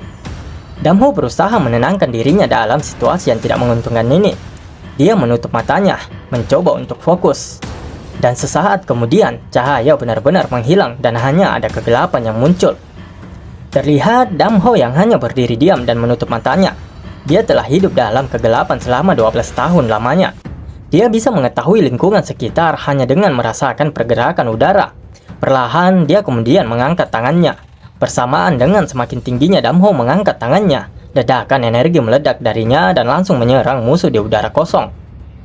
Ledakan energi. Beraninya kau melawanku dengan hal seperti itu, ucap Sawuyun. Damho menampar udara kosong di hadapannya dan sekali lagi menciptakan sebuah ledakan energi di udara. Ledakan energi macam apa ini? Rasanya seperti dipukul dengan palu, ucap Sawuyun yang goyah dan tekniknya terhentikan. Melihat Sawuyun yang terdorong mundur akibat ledakan energi barusan, tentu tidak akan disia-siakan oleh Damho dan dengan cepat dia menerjang ke arah Sawuyun. Rambut hitam berterbangan tertiup angin. Di antaranya cahaya tajam dari dua mata Damho bersinar. Dan aura membunuh yang luar biasa melahap dari segala penjuru. Orang biasa akan ragu-ragu dan mundur hanya dengan melihat Damho. Tapi Sawuyun bukanlah orang biasa. Lampu hijau menyala di sekujur tubuhnya dan dia menciptakan ki racun surgawi. Itu merupakan lapisan energi kuat yang terbuat dari racun. Sawuyun juga mengedarkan energinya di tangannya untuk melancarkan sebuah serangan ke Damho. Terlihat aura membunuh yang begitu kuat dari Damho serta energi racun surgawi yang sangat kuat menyebar memenuhi area tersebut. Tidak hanya tinggal diam dan menunggu Damho yang sudah melompat ke arahnya, Sawuyun juga menerjang ke arah Damho. Dalam situasi putus asa ini, Damho membentangkan perisekinya. Pada bentrokan pertama ini, tubuh Damho bertabrakan dengan kaisar racun surgawi. Dia menetralkan kekuatan serangannya, tetapi energi beracun menyelimuti seluruh tubuhnya. Energi beracunnya meresap ke seluruh tubuhku, ucap Damho. Racun yang meresap melalui pori-pori memperkuat kekuatannya secara menakutkan, seolah-olah akan memabukkan organ dalamnya. Pada saat itu, energi yang kuat melonjak dari dalam tubuh Damho lalu berputar menyebar ke seluruh tubuhnya. Damho melepaskan teknik Dark Soul Defense-nya. Dengan teknik Dark Soul Defense-nya, dia membakar gas beracun yang menyusup ke tubuhnya. Melihat Damho yang tidak berdampak dengan racunnya membuat Sawuyun begitu terkejut. Dia tidak menyangka Damho mampu bertahan dari teknik racunnya. Bajingan ini, apa dia kebal terhadap racun? Memang ada beberapa orang yang seperti itu kadang-kadang. Orang-orang itu adalah mereka yang ahli dalam teknik racun, atau mereka yang telah mempelajari metode rahasia yang mengandung inti penawarnya. Orang-orang seperti itu pasti memiliki ketahanan yang kuat terhadap racun. Namun, Sawuyun ini bukanlah seseorang yang menguasai teknik racun kasar seperti itu, gumam Sawuyun. Sawuyun bersiap mengeluarkan teknik kuatnya lagi, dan ternyata musuh Damho kali ini pun mengambil jalan terakhir. Satu-satunya jalan yang kutempuh adalah kematian, ucap Sawuyun. Sawuyun berniat mati bersama Damho. Akan kutunjukkan padamu alasan mengapa aku disebut kaisar racun surgawi, teriaknya pada Damho. Kekuatan kaisar racun surgawi yang berasal dari tubuh Sawuyun melonjak, dan racun-racun yang begitu kuat dikeluarkan. Seketika area sekitar mencair dan udara menjadi hitam, berpusat pada Sawuyun. Radius sekitar 20 langkah darinya menjadi tanah kematian. Udara menjadi racun, dan tidak ada makhluk hidup yang mampu menahannya. Di tengah-tengah itu semua, Damho dan Sawuyun terlihat masih berdiri. Akan tetapi, seberapa hebat pun Damho, tetap saja Damho tidak bisa bebas dalam bernafas. Wajahnya bahkan begitu merah saat ini. Seperti terjebak dalam rawa, udara yang dipenuhi racun menekan ke seluruh tubuh Damho. Akan tetapi, Damho tidak berlarut-larut pada kondisi tersebut. Dia menghantamkan kakinya dengan kuat ke dalam tanah yang terkikis oleh racun. Sawuyun mengatakan apakah itu merupakan perjuangan terakhir Damho. Baginya, apa yang dilakukan oleh Damho hanyalah sia-sia. Dia begitu yakin bahwa serangannya kali ini akan mampu membunuh Damho. Sawuyun terus menambah racunnya. Itu adalah racun darah neraka. Racun ini merupakan kristalisasi dari semua racun yang telah dia serap sejauh ini. Itu adalah fondasi keberadaan Sawuyun dan racun paling mematikan di dunia. Saat itu, racun darah neraka menyapu Damho seperti badai. Damho mencoba menahan racun-racun yang mengerikan itu. Seluruh tubuhnya bergetar dan pusaran energi meledak di sekelilingnya. Badai energi yang dahsyat pun meledak. Explosive Demonic Force. Itu merupakan teknik Void Wall, Five Finger Rock Breaking Force, dan The Shield yang dikombinasikan menjadi gaya serangan dan pertahanan yang unik dan kuat. Seni bela diri yang dapat mengerahkan kekuatan absolut melawan banyak musuh dan master absolut. Pertarungan dengan elit keluarga Namgong dan juga Raja Pedang Namgon Cheon memberikan Damho tugas dan pengalaman besar yang berharga. Hasilnya adalah kekuatan iblis yang meledak-ledak. Damho dengan menggunakan kekuatan iblis eksplosif maju menerjang Sawuyun. Begitu pula Sawuyun yang melepaskan racun darah neraka. Hingga tatapan mereka berdua bertemu di udara. Bentrokan dua kekuatan yang begitu kuat terjadi. Baik Damho maupun Sawuyun kini telah saling melewati satu sama lainnya. Diperlihatkan dari ekspresi Damho yang sepertinya tidak mendapat efek yang parah dari serangan Sawuyun dan hanya melirik ke belakang ke arah Sawuyun. Namun sebaliknya, kondisi dari Sawuyun begitu berantakan. Dan Sawuyun dari kultus demonik, orang yang menggunakan racun hanya untuk memuaskan kesenangannya sendiri, kini menemui ajalnya. Kini matilah sumber dari racun yang telah membunuh begitu banyak orang. Tidak diketahui apakah Dr. Ryun berhasil menyelamatkan penduduk desa. Namun Nara bisa yakin jika dia juga berhasil dengan tugasnya. Meskipun ketegangan di tempat Damho dan Dr. Ryun telah selesai, namun di Zaozu ketegangan semakin menjadi-jadi. Pertempuran antara kedua belah pihak terus berlanjut. Begitu pula dengan Deng Chonso dan juga Hyun Gum yang masih bertarung satu sama lainnya. Mari kita lihat seberapa hebat pedang pertama Gunung Hua, ucap Deng Chonso. Aku tidak akan mengecewakanmu, balas Hyun Gum. Hahaha, inilah yang tunggu-tunggu. Bacot, balas Hyun Gum. Deng Chonso menyuruh Hyun Gum untuk berhenti bermain-main dan menunjukkan kemampuannya yang sebenarnya. Jika kau memang ingin mati, maka matilah kau, teriak Deng Chonso. Kemampuanmu tidak hanya sebatas ini kan, balas Hyun Gum. Tidak hanya di pusat Zaozu, bahkan di depan pavilion tempat Master Hyunseo tinggal, pertarungan juga terjadi dan terus berlanjut. Ada apa ini? Mengapa di luar begitu ribut? Para pendeta pasti sangat khawatir, ucap Cho Yun Won yang baru mendengar keributan di luar pavilion. Dia ingin keluar untuk mengecek situasinya, namun dia tidak bisa lari keluar dan meninggalkan Master Hyunseo bersama dengan anak-anak itu sendirian. Sementara Master Hyunseo hanya bisa menenangkan anak-anak itu. Apakah yang datang menyerbu itu kultus demonik? Tanya Master Hyunseo. Jangan khawatir, aku akan melindungi tempat ini, ucap Cho Yun Won, dan tentu saja Master Hyunseo sangat berterima kasih. Namun, sesaat kemudian terdengar suara pintu yang sepertinya sedang didobrak oleh seseorang. Dan itu adalah para anggota kultus demonik yang menerobos masuk. Habisi mereka semua. Jangan biarkan satu orang pun ada yang hidup, ucap mereka dan langsung melompat ke arah Cho Yun Won. Cho Yun Won memperkuat kuda-kudanya dan bersiap melayangkan tinjunya. Aik Emperor Divine Fist Cho Yun Won mendarat tepat di perut kultus demonik. Satu persatu mereka ditinju keluar oleh Cho Yun Won. Cho Yun Won bertekad untuk menjaga satu tempat ini dan tidak akan membiarkan siapapun musuh yang melewatinya. Tidak ada orang baik di antara mereka yang memanjat tembok di malam hari, ucap Cho Yun Won yang berdiri di depan pintu yang telah hancur itu. Anggota kultus demonik itu mengatakan bahwa semua orang yang hidup dan bernafas di Zaozu harus dihabisi, terutama bagi mereka yang menolak dan melawan. Omong kosong. Selama aku di sini, tidak ada yang bisa memasuki tempat ini, balas Cho Yun Won. Para anggota kultus demonik tidak gentar. Mereka maju menyerang bersamaan. Mereka tidak akan melunak hanya karena di hadapan mereka adalah anak-anak. Bagi anggota kultus demonik, semua orang di sini harus dihabisi. Pemandangan yang kacau balau ini membuat para anak-anak menjadi semakin ketakutan. Master Hyunseo juga tidak bisa melakukan apapun selain mencoba menenangkan anak-anak itu. Baiknya bagi mereka karena Cho Yun Won bersedia tetap tinggal di tempat itu untuk melindungi mereka. Anggota kultus demonik meyakini kelemahan Cho Yun Won merupakan anak-anak itu. Mereka akan menerobos masuk dan menghabisi Master Hyunseo serta anak-anak tersebut terlebih dahulu. Mereka adalah tipe orang yang perlu melihat kekuatan Aik Emperor Divine Fist agar mereka menyerah. Sudah aku bilang, selama aku menjaga tempat ini, kalian semua sama sekali tidak bisa masuk.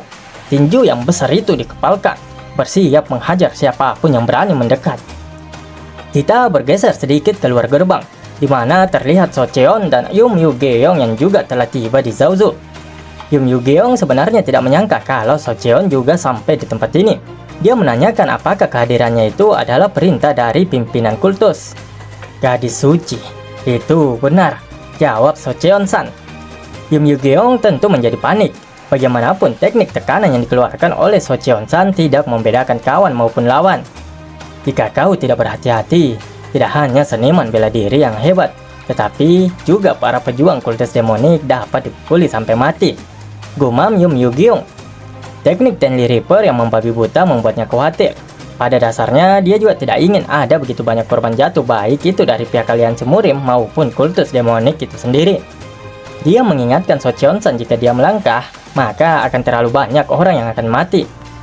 Aku tahu betul apa kekhawatiran gadis suci ini. Tapi kamu jangan khawatir.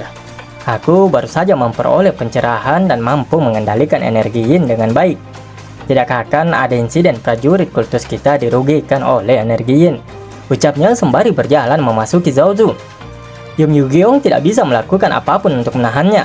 Dia bergumam sudah sejauh mana tindakan pemimpin kultus sebenarnya. Jika terus begini, baik itu kultus Defen maupun Murim di dataran tengah tidak akan mampu menghindari bencana. Yum Yu-geong berniat untuk pergi mencari pemimpin cabang Zaozu dan memperingatkannya sebelum So Cheon mengeluarkan teknik pemusnahan 10 linya. Akan tetapi, saat dia baru ingin melangkahkan kakinya, terdengar suara yang menyuruhnya untuk berhenti. Apa kau berasal dari kultus demonik? Tanya Haiso. Kau adalah middle flower dari Haiso Wolf. Dan siapa kau? Tanya Haiso lagi. Akan tetapi, alih-alih menjawab pertanyaan Haiso, Yum Yu-geong berlari menuju Haiso Wolf. Begitu pula dengan Haiso Wolf yang berlari ke arah Yum Yu-geong. Lalu bentrokan pedang kedua wanita itu pun terjadi. Percikan api bahkan berterbangan di udara karena pedang keduanya. Sudah kuduga, ucap Yum Yu-geong. Sementara itu, Haiso tidak langsung menebasnya dan hanya menodongkan pedangnya di leher Yum Yu-geong. Yum Yu-geong mengayunkan pedangnya dengan ganas. Di saat yang bersamaan, bibirnya dicentikkan. Saat pertarungan keduanya berlanjut dengan sengit, Yum Yu-geong juga mengirimkan telepatinya yang menembus banyak telinga orang di area pertempuran. Dia mengatakan kalau Tenli Reaper, So Cheon-san akan segera mengeluarkan energi yin-nya. Dia memperingatkan jika orang yang memiliki energi dalam yang lemah, meridian jantungnya akan meledak dan mati. Oleh karena itu, dia memperingatkan untuk cepat membawa orang-orang lemah dan kabur dari tempat ini. Dia menegaskan jika tidak ada waktu untuk menunda-nundanya. Mendengar suara yang masuk di telinganya, tentu Haiso bingung. Dia bertanya-tanya mengapa suara itu ditujukan padanya. Meskipun sebenarnya yang terjadi adalah tidak hanya Haiso saja yang dikirimkan pesan suara itu. Yum Yu-geong masih melanjutkan perkataannya. Saat So Cheon-san melepaskan energi yin-nya, neraka akan terjadi di tempat ini. Dan mereka tidak akan ada waktu lagi. Kita harus menghentikan berubahnya seluruh tempat ini menjadi neraka. Kita harus evakuasi secepat mungkin. Kalimat terakhir Yum Yu-geong dan lalu pergi meninggalkan Haiso. Sementara itu, di sisi lain Zaozu terlihat sekelompok orang yang panik menunggu bantuan yang tidak juga kunjung tiba. Gerbang timur dan gerbang utama bahkan sudah dibobol dan dalam keadaan yang berbahaya juga. Mereka harus mengirimkan bantuan juga ke sana secepat mungkin. Ada sekte 100 pertempuran. Minta bantuan dari mereka, ucap manajer cabang Zaozu, Gong Sun-jang. Bawahannya mengatakan bahwa sekte 100 pertempuran saat ini mereka sedang menjaga pavilion. Marah tentu si Gong Sun itu dan menanyakan siapa yang ada di sana. Bawahannya mengatakan kalau itu adalah tetua Hyunseo dan anak-anak dari sekte Gunung Hua. Apa? Brengsek! Mengapa mengikut sertakan orang tua yang tidak berguna? Ucapnya yang begitu marah. Semoga kau mati bangke. Tak lama kemudian Haiso tiba di tempat itu dan menyampaikan informasi yang baru saja dia dengarkan. Semakin marah dan panik tentu pemimpin cabang ini kawan-kawan. So Cheon-san, itu berarti dia si pembunuh semua orang dalam jarak 10 li menggunakan energi yin-nya, ucapnya dan dibenarkan oleh Haiso. Kalau begitu, bukankah ini masalah besar, balas Gongsun? Haiso mengatakan kalau mereka harus segera memindahkan semua orang yang kemampuan bela dirinya lemah untuk mundur ke belakang. Jika So Cheon-san mengeluarkan energi yin, mereka akan menjadi orang pertama yang mati. Gongsun menolak saran itu. Menurutnya, saat ini situasinya sangat mendesak, bahkan mereka memerlukan cakar kucing. Haiso sekali lagi memperingatkannya kalau So Cheon-san pasti akan mengeluarkan energi yin, dan kekuatan yang dikeluarkan pasti akan sangat besar. Saat mereka terus berdebat, mereka pun seketika terdiam mendengar suara pipa yang dipetik. Energi yin dari pipa yang dipetik oleh So Cheon-san dengan cepat menyebar ke seluruh medan pertempuran. Semua orang menjadi panik. Mereka berusaha untuk meningkatkan energinya. Energi yin milik So Cheon-san benar-benar tidak pandang bulu. Siapapun yang mendengar dan berada dalam jangkauannya akan terkena efeknya. Entah itu lawan atau kawan, semuanya menderita. Bagi mereka yang energinya lemah jelas akan langsung memuntahkan darah dan gendang telinga mereka pecah. Bahkan itu cukup sulit ditahan bagi Gongsun. Sial, So Cheon-san, benar-benar energi yin yang luar biasa, ucapnya yang sudah mengeluarkan darah dari hidungnya. So Cheon-san terus memetik pipanya. Setiap petikan mengandung energi yin mampu memecahkan gendang telinga seseorang. Orang yang berada di dekatnya merasakan dampak yang lebih parah. Mereka berteriak meminta tolong, namun So Cheon-san tidak peduli akan teriakan mereka. Gendang telinga mereka pecah dan robek. Darah mengalir keluar dari telinga, mulut, hidung, bahkan mata mereka. Para prajurit yang bertempur banyak yang terkapar, berguling-guling di tanah. Bahkan tidak sedikit yang sudah tewas seketika. So Cheon-san terus melangkah masuk, memainkan pipanya tanpa henti dan tersenyum layaknya kakek-kakek berbaya. Para prajurit yang menguasai seni bela diri masih sanggup meminimalisir sedikit efek dari energi yin yang So Cheon-san keluarkan. Tetapi mustahil bagi Master Hyunseo dan juga anak-anak yang hanyalah orang biasa bisa selamat. Meskipun mereka berada sedikit jauh dari So Cheon-san, tetap saja itu bukanlah sesuatu yang bisa mereka tahan. Master Hyunseo mungkin bisa untuk tidak berteriak kesakitan, tetapi beda dengan anak-anak itu yang meringis kesakitan. Darah mengalir keluar dari hidung serta mulutnya. Namun yang bisa dia lakukan lagi-lagi hanyalah menenangkan anak-anak tersebut. Siapa yang berani berbuat sekejam ini? Teriak Master Hyunseo. Master Hyunseo dan anak-anak tidak dapat menahan energi yin. Aku akan menghalangi para pejuang dari kultus demonik. Kalian semua, berikan energi internal kalian kepada Master Hyunseo dan anak-anak. Perintah Cho Yun-won kepada semua prajurit sekte 100 pertempuran. Para prajuritnya dengan gagahnya mengiyakan dan dengan cepat membagikan energi internal mereka untuk melindungi Master Hyunseo. Pastikan anak-anak dan Master Hyunseo tetap aman, ucap Cho Yun-won. Dia bersiap dengan tekniknya. Dia seorang diri berusaha menahan gempuran kultus demonik yang tiada hentinya berdatangan ke tempat ini. Saat prajurit kultus demonik itu sudah sangat dekat dengan Cho Yun-won, mereka seketika kehilangan keseimbangan karena energi yin yang semakin kuat dikeluarkan dan menghantam mereka. Intervensi satu orang ini saja sudah membuahkan hasil yang di luar imajinasi. So Cheon-san pun telah tiba di tengah-tengah medan perang, berdiri sembari terus memetik pipanya. Deadly Annihilation Sound, energi yin yang dikatakan dapat memusnahkan semua makhluk hidup dalam jarak 10 li dilepaskan melalui tangannya. Ini semua demi kultus ilahi. Jika membunuh 1000 orang bisa menciptakan dunia untuk pemujaan dewa, aku akan menanggung aibnya sendirian, ucap So Cheon-san. Tangan So Cheon-san kembali bergerak dan dia lagi dan lagi memetikkan pipanya. Nara tahu apa yang kawan-kawan pikirkan. Ya pasti lagi nyari si Damho itu. Sama sebenarnya Nara juga nungguin Damho, kenapa dia belum sampai-sampai. Tapi dimaklumi aja ya kawan-kawan, soalnya si Damho tidak lagi ada di Zaozu. Dia mungkin sudah berada di perjalanan menuju Zaozu setelah membunuh kaisar racun surgawi dari kultus demonik. Ya bagaimanapun Damho itu tidak punya kekuatan teleportasi ya kawan-kawannya. Jadi dimaklumi aja lah. Ya nikmati aja dulu si kakek-kakek satu ini bermain jaipong.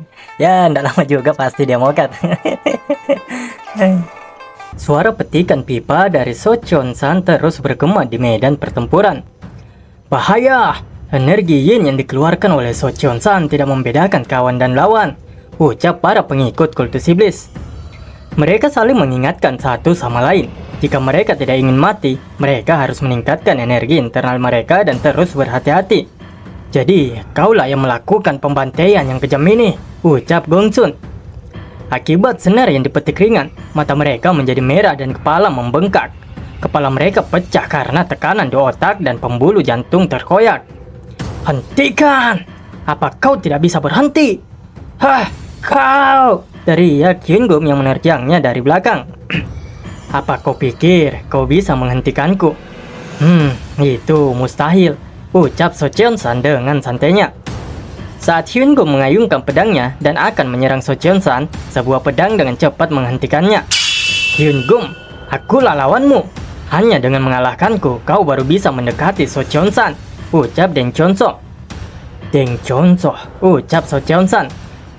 "Cheon-san, mereka lah yang membuat kita menderita. Jangan ragu dan jatuhkan saja palu besarmu," teriaknya pada si Cheon-san. So Cheon-san tidak begitu meresponnya dan kembali memetik senar pipanya. Suara Deng Chonso menjadi sinyal untuk So Cheon-san semakin menggila. Para prajurit aliansi Murim terus mencoba mendekati So Cheon-san untuk menghentikannya. Akan tetapi, jari So Cheon-san menyambar bagai kilat memetik nada terakhir. Suara pipa bergema di langit dan bumi. Gelombang suara yang menakutkan menyapu medan perang seperti badai. Para prajurit aliansi Murim yang mencoba mendekat dilemparkan dengan mudah. Tidak satu pun yang berhasil mendekati, apalagi menyentuh So Cheon-san sejauh ini. Tidak hanya mereka yang berusaha mendekati, bahkan para prajurit kultus demonik pun mati berjatuhan dan terkoyak-koyak. Jari-jarinya terus bergerak memainkan nada kematian. Lebih dari 100 orang kehilangan nyawa dalam waktu yang singkat. Saat Tendi Annihilation Sound selesai, area tersebut akan menjadi tanah kematian. Dan tidak jauh dari si Cheon-san, di sana terlihat Master Yonso yang bersembunyi di balik dinding yang sudah hancur sembari terus mendekap anak-anak. Darah mengalir keluar dari telinganya, dari matanya, hidung, serta mulutnya. Meskipun dia bisa menahan untuk tidak berteriak kesakitan, namun tidak dipungkiri, dia hanyalah orang biasa yang pastinya tidak akan bisa lolos dari teknik So Cheon-san. Master Yonso sudah begitu pasrah. Dia menutup matanya, menantikan kematian menghampiri dirinya. Namun, pada saat itu, suara aneh menyebar ke seluruh medan perang. Master Hyunsuk membuka matanya karena keterkejutannya mendengar suara aneh itu.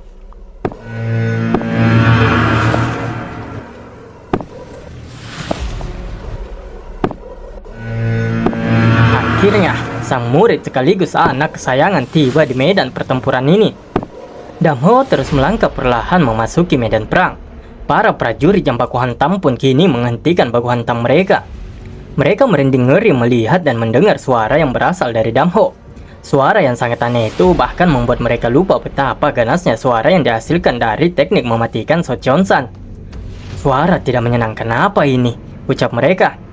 Dan pastinya yang paling terkejut saat ini adalah Master Yonso dan juga Hyun-gum yang tidak hanya terkejut, tapi seperti tidak menyukai kehadiran Damho. Apa ini?" ucap Deng Chonso yang juga dibuat tidak tenang karena kehadiran dari Damho. Suara satu kaki yang menginjak tanah dan kaki satunya yang menggores lantai menusuk gendang telinga setiap orang. Bahkan So Cheon-san juga dibuat begitu terkejut dan sangat tidak nyaman dengan kehadiran Damho. Pupil matanya menjadi sedikit berkabut. So Cheon-san mencoba menahan ketidaknyamanannya itu sambil mencoba untuk memetik paksa senar terakhir. Pada saat So Cheon-san hendak memetik senarnya, suara langkah kaki Damho terdengar semakin keras. So Cheon-san tidak bisa menahan tekanan dari langkah kaki Damho. Dia bahkan mengerang kesakitan. Senar yang akan dia petik, senar yang diregangkan dengan erat itu putus bersamaan dengan jeritan yang dikeluarkan dari mulut So Cheon-san. So Cheon-san benar-benar tidak menyangka senar atau benangnya akan terputus. Itu adalah benang yang dibuat dengan memelintir benang sutra paling keras di dunia. Ini adalah benda berharga yang tidak akan rusak meski dipetik puluhan ribu kali. Tidak kusangka benda berharga seperti ini akan rusak begitu saja, gumam So Cheon-san. Saat ini tidak satu pun orang yang ada di sana melanjutkan pertempuran. Semua terfokus pada Damho seorang diri. Mereka bertanya-tanya, siapa sebenarnya orang yang baru tiba itu? Udara yang panas, medan perang yang penuh dengan kegilaan, menjadi begitu dingin karena kedatangan Damho. Para prajurit dari aliansi Murim dan kultus demonik yang bertarung dengan sengit menghentikan gerakan mereka dan tidak bisa mengalihkan pandangan dari pria yang sedang berjalan di hadapan mereka. Yah, mereka tidak bisa memalingkan wajah mereka sama sekali. Kehadiran yang begitu intens dari Damho mengambil banyak perhatian. Saat dia berjalan di hadapan mereka, semua mata tertuju memandang Damho. Tidak hanya para prajurit, So Cheon-san, Deng Chonsan, Yungum, dan juga tentunya Master Hyunseo serta anak-anak itu. Saat mereka melihat pria pincang itu melewati dinding yang runtuh, di saat yang sama itu pula mata Master Hyunseo bergetar hebat. Master Hyunseo dan juga anak-anak yang berada di belakangnya terus menatap Damho yang berjalan menghampiri mereka. Rambut hitam yang acak-acakan, disertai jubah hitam yang berkibar sangat menakutkan. Serta kaki kiri yang sedikit diturunkan. Ho, ucap Master Hyunseo terisak-isak. Dia bahkan tidak sadar air matanya telah membasahi pipinya. Damho, ucap Master Hyunseo. Master Hyunseo bisa dengan cepat mengenali Damho yang sudah dewasa itu. Hanya dengan saling menatap mata, baik Damho maupun Master Hyunseo bisa membaca hati mereka satu sama lainnya. Master, ucap Damho dengan lirih.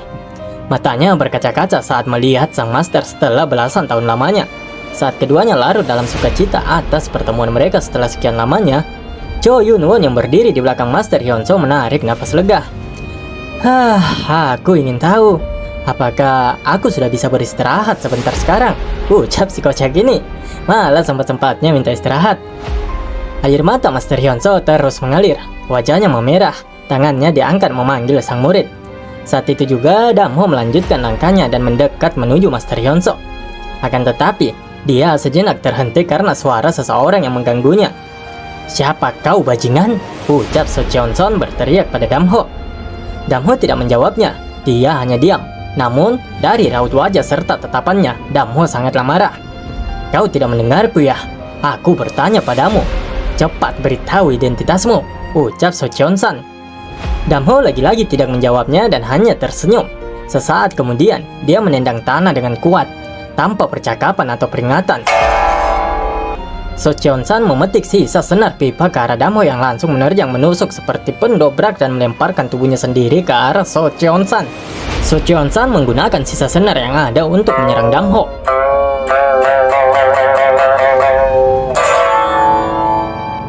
Gelombang suara yang menakutkan menyelimuti Damho.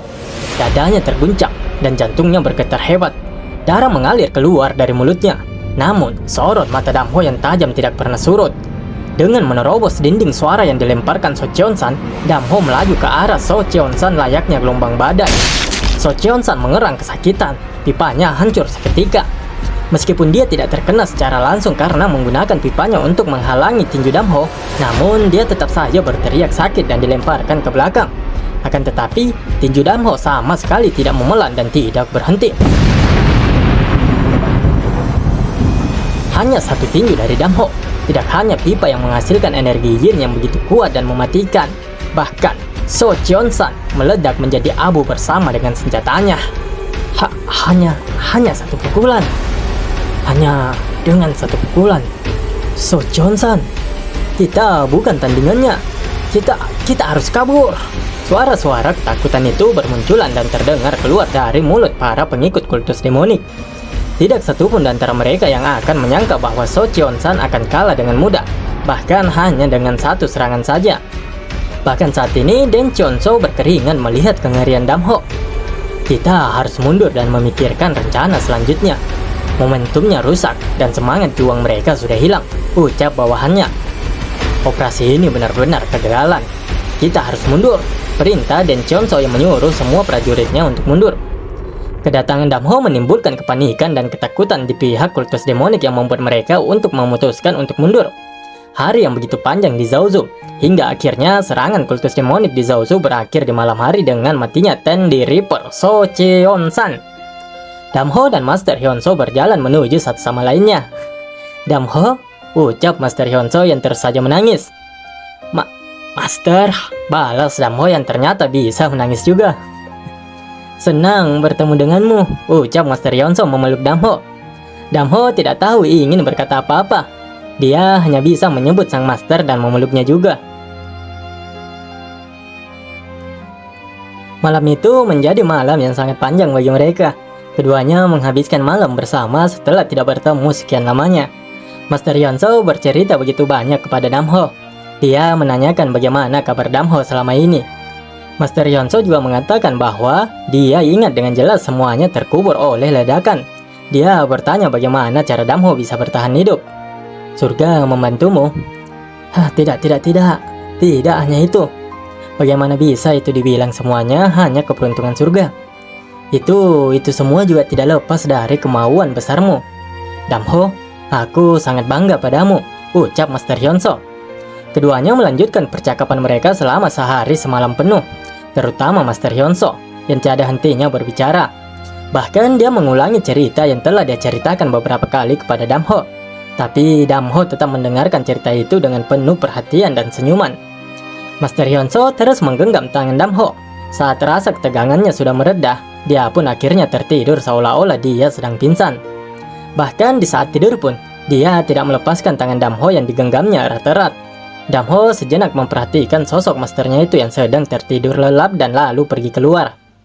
Damho berdiri sendirian di luar pavilion sang master, memandang langit dan hanya berdiam diri saja.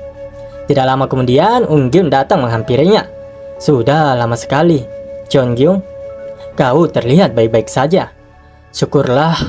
Apakah kau masih membenciku? Ya, aku mengerti. Kau punya hak untuk itu. Gunung Hua hanya melakukan hal yang buruk padamu, ucapnya panjang lebar. Apa yang ingin kau bicarakan? Tanya Damho yang tidak menjawab semua pertanyaan dari Unggyung dan sebaliknya menyuruhnya untuk langsung ke intinya saja. Cheongyung, namaku Damho, balas Damho. Unggyung sejenak terdiam. Dia menarik nafas dan lalu memberanikan diri untuk berbicara pada Damho. Jika kebetulan kau kembali ke sekte Gunung Hua, pemimpin sekte tidak akan segan-segan memberikan bantuan dalam segala hal. Dan kau akan terlindung dari tekanan aliansi Murim. Master Hyunso, dia juga akan diberikan posisi yang sesuai, ucap Unggyung. Bacot! Balas Damho yang begitu kesal mendengar semua kalimat itu keluar dari mulut Unggyung. Memang lah. Kamu melakukan sesuatu yang tidak berguna, Unggyung, ucap Hyungum yang bertiba. Kakak, balas Unggyung tidak menyangka Hyungum juga datang ke tempat ini. Beraninya kau, bahkan kau tidak menyapa ketika bertemu dengan sesepuh sekte yang dihormati, ucap Hyungum pada Damho. Damho hanya diam dan tidak menanggapi ucapan berdebah itu. Sebaliknya, matanya menjadi tajam menatap ke arahnya. Kenapa kau melihatku dengan mata seperti itu? Ucap Hyungum yang kesal karena merasa tidak dihormati oleh Damho. Bukannya melunak, Damho malah semakin dingin. Matanya menjadi semakin dalam dan tajam memelototi sosok pria di hadapannya. Berani sekali kau memelototi sesepuh yang dihormati. Aku tidak tahu bagaimana mastermu mengajarimu, ucap Hyungum si Ada apa dengan masterku? Balas Damho dengan suara yang berat. Tinjunya dikepalkan, energinya mengalir ke tinju itu.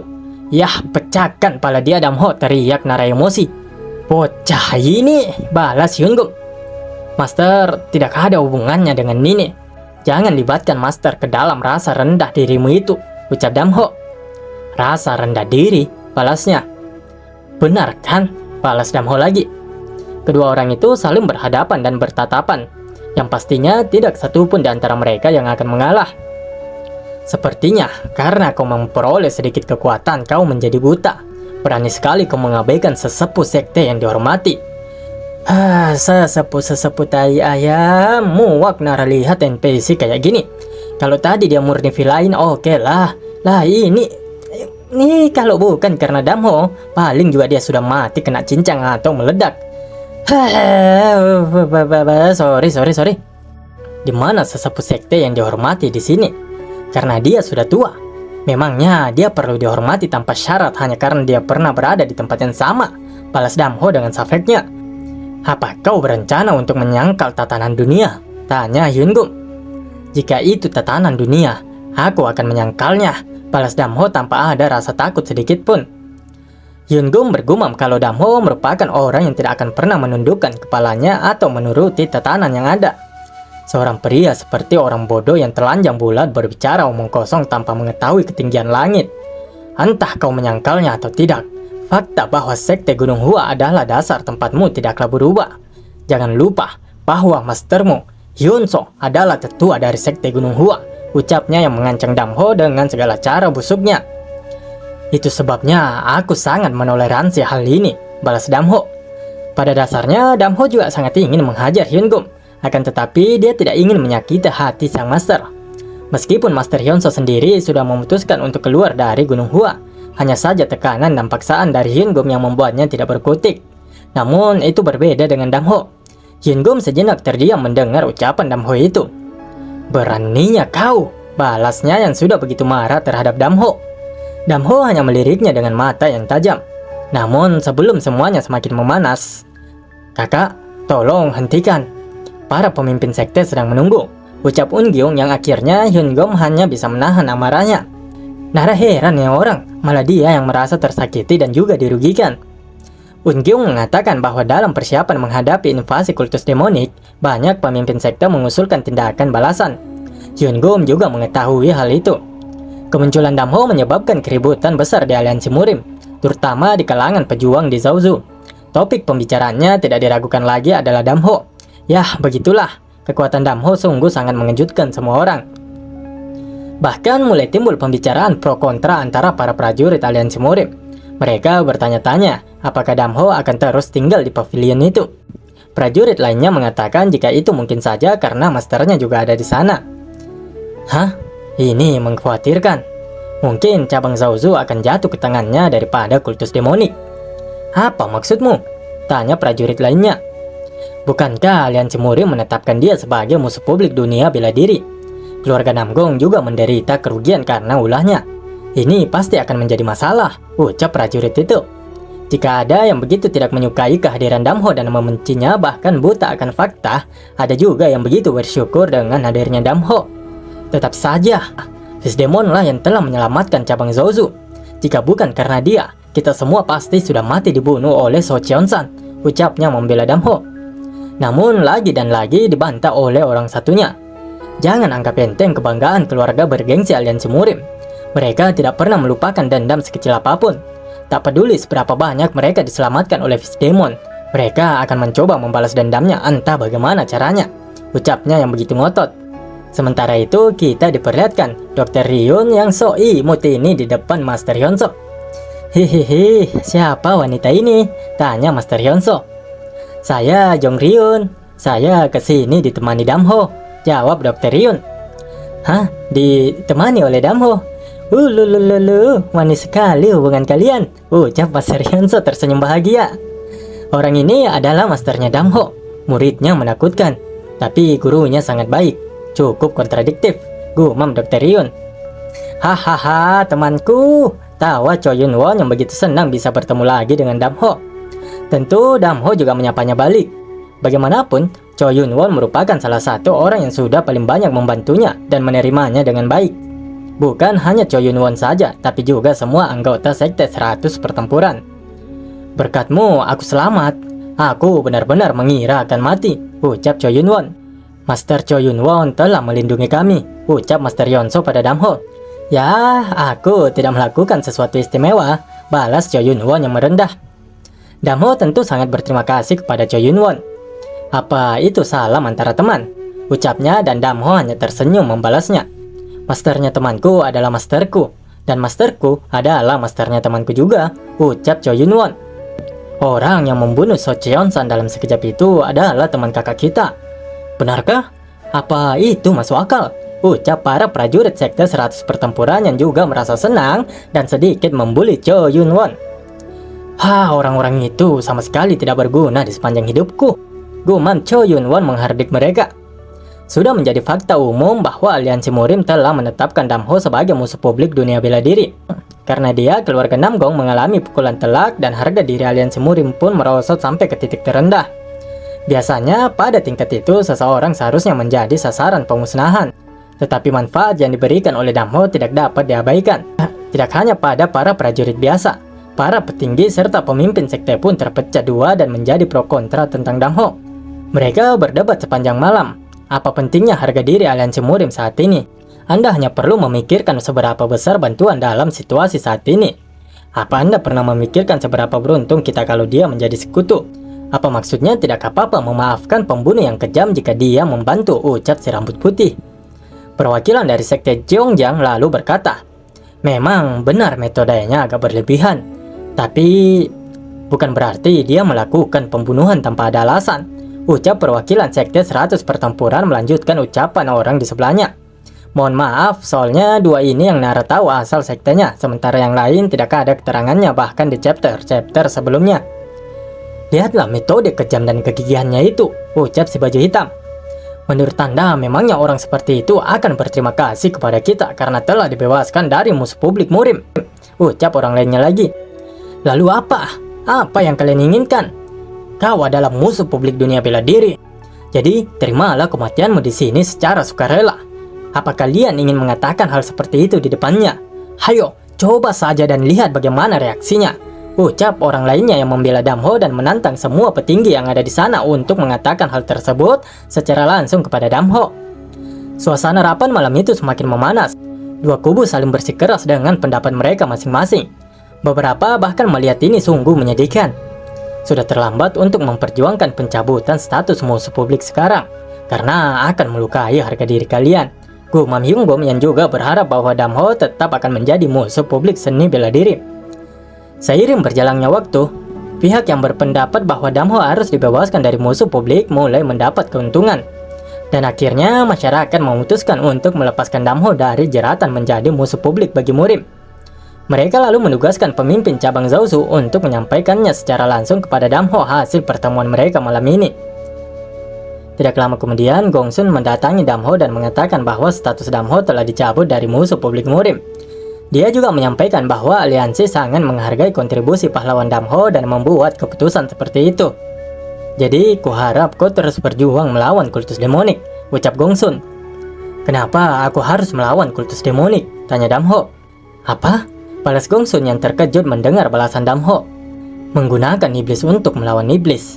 Aku tidak keberatan jika terus menjadi musuh publik murim, ucap Damho dengan tegas menolak permintaan aliansi murim. Apa yang kau... Namun sebelum Gongsun menyelesaikan ucapannya, Damho kembali melanjutkan perkataannya. Jadi jangan pernah berpikir untuk memanfaatkanku. Jika kalian ingin memanfaatkanku, pertaruhkan nyawa kalian, ucap Damho menegaskan keputusannya.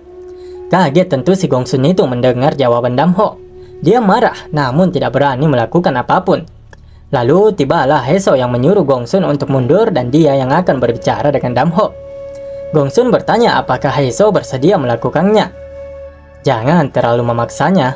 Dia adalah seseorang yang sangat rajin, ucap Heso, entah kepada Gongsun ataupun kepada Damho. Damho menanyakan kapan Heso datang ke tempat ini. Heso mengatakan kalau dia datang tepat setelah mereka berpisah di aliansi murim, dan entah bagaimana dia akhirnya tinggal di tempat ini. Heso juga tidak lupa mengucapkan selamat kepada Damho karena dia telah bertemu kembali dengan masternya. Dia mengatakan kalau dia pernah bertemu dengan sang master sekali dan menilainya sebagai orang yang sangat baik. Beliau adalah orang yang baik, balas Damho. Heso menanyakan apa rencana Damho saat ini, dan Damho mengatakan bahwa dia akan meninggalkan tempat ini sesegera mungkin. Apa kamu akan pergi ke Gunung Hua? Tanya Heso. Ekspresi Damho langsung menjadi marah. Dia benar-benar menyimpan dendam dan amarah yang teramat besar terhadap sekte Gunung Hua. Dia mengatakan bahwa dia tidak akan kembali ke sana. Dia akan pergi kemana saja, ke tempat di mana masternya bisa beristirahat. Kita selesai dengan perkara yang ada di Zaozu. Dan mari kita kunjungi Bang Jinbo di Gunung Huang, tempat benteng kaisar, markas utama Grand Forest terletak. Nah, bagus sih kalau misalnya Damho ajak masternya ke tempat ini. Selain pemimpinnya yang baik dan sayang anak, tempatnya juga termasuk nyaman dan indah. Kita diperlihatkan Jinbo yang sedang berlatih seni bela diri. Dia begitu rajin berlatih untuk mendalami dan mempraktekkan teknik Five Element Gentleman yang diturunkan oleh Hwang Gyung-moon. Untuk menangani energi Five Element, diperlukan manipulasi kekuatan spiritual yang sangat halus. Sangatlah penting untuk memiliki sifat yang peka terhadap energi dan tidak melewatkan perubahan sekecil apapun. Dan semua aspek-aspek tersebut sangat cocok dengan Bang Jinbo. Saat dia memasak, dia secara alami mengasah indera halusnya, mencoba merasakan energi Five Element dan mencapai harmoni. Sudah kuduga. Seni bela diri itu sulit, ucap Jinbo mengusap keringatnya karena kelelahan. Damgaryong menyemangati Jinbo dengan mengatakan bahwa Jinbo sudah bekerja keras. Dia selalu menemani dan menyemangati Jinbo saat latihan.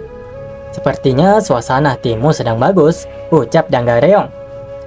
Hehehe, Nona, saya harus bekerja keras agar bisa berguna saat saya bertemu kakak nanti, balas Jinbo. Berita tentang kakak?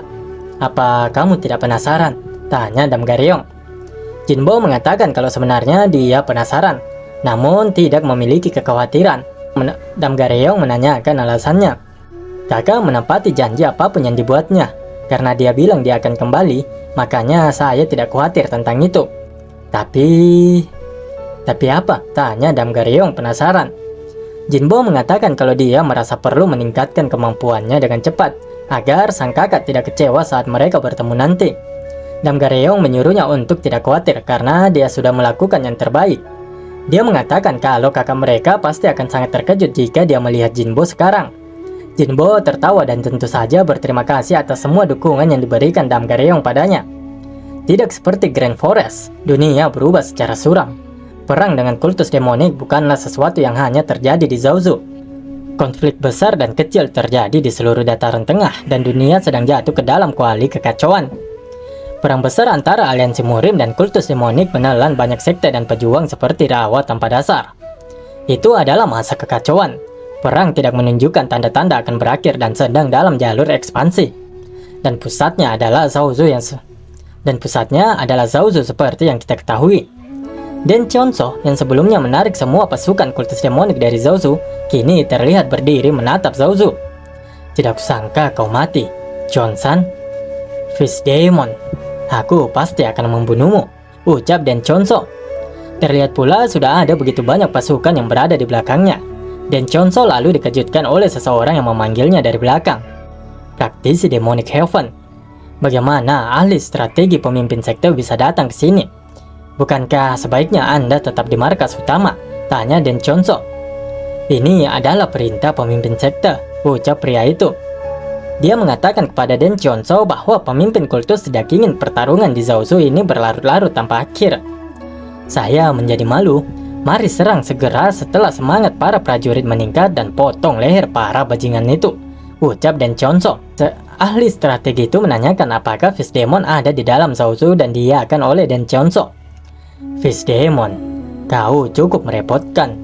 Tak kusangka dia mampu membunuh Kaisar Heavenly Poison dan juga Tenli Reaper, ucap si ahli strategi itu. Den Chonso begitu terkejut. Dia tidak menyangka bahwa Kaisar Racun Surgawi juga mati di tangan Damho.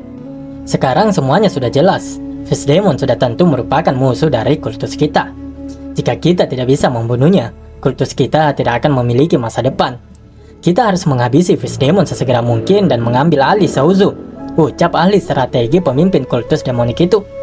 Dan ya, ada begitu banyak prajurit kultus demonik yang kini menatap Zaozu dan bersiap untuk memperporak-porandakannya sekali lagi. Lalu, apakah kawan-kawan semua penasaran? Hahaha, sama ya. Akan tetapi, sayangnya kawan-kawan, soalnya kita tidak akan bisa melihat pertempuran aliansi murim dan juga kultus demonik dalam waktu dekat ini. Soalnya chapter ini merupakan chapter terakhir. Ya, sang pengarang mengatakan bahwa masih ada satu chapter lagi. Namun sayangnya, manhwa ini sudah hiatus selama sebulan lebih. Ya, memang sering sih hiatus manhwa ini kawan-kawan. Ya begitulah, namun Nara harap setelah chapternya dilanjutkan dan ada season 2-nya, semoga artnya diperbaiki ya, biar lebih keren lah kan. Baiklah kawan-kawan, cukup sekian basa-basinya. Nara ucapkan terima kasih banyak kepada kawan-kawan semua yang sudah mensupport Nara dari awal. Terima kasih banyak Nara ucapkan. Terima kasih atas setiap dukungan dan juga semangat kalian. Terima kasih sudah singgah mendengar Nara bercerita, baik itu yang sudah subscribe maupun yang hanya sekedar menjadi penikmat cerita. Ya, kalaupun itu dinikmati. Terima kasih atas like juga komentar-komentar kawan-kawan semua yang memberikan semangat, doa, serta kritikan serta masukan yang membangun. Nara bisa sebaik ini meskipun sebenarnya tidak baik-baik amat sih. Ya, itu juga berkat kawan-kawan semua. Kultus demonik yang telah putus asa setelah kehilangan So Cheon-san, sang Tenli Reaper, menghilangkan rasa kelelahan dan membakar kembali semangat juang mereka. Dengan kekuatan yang menembus langit, mereka langsung menyerbu Zaozu.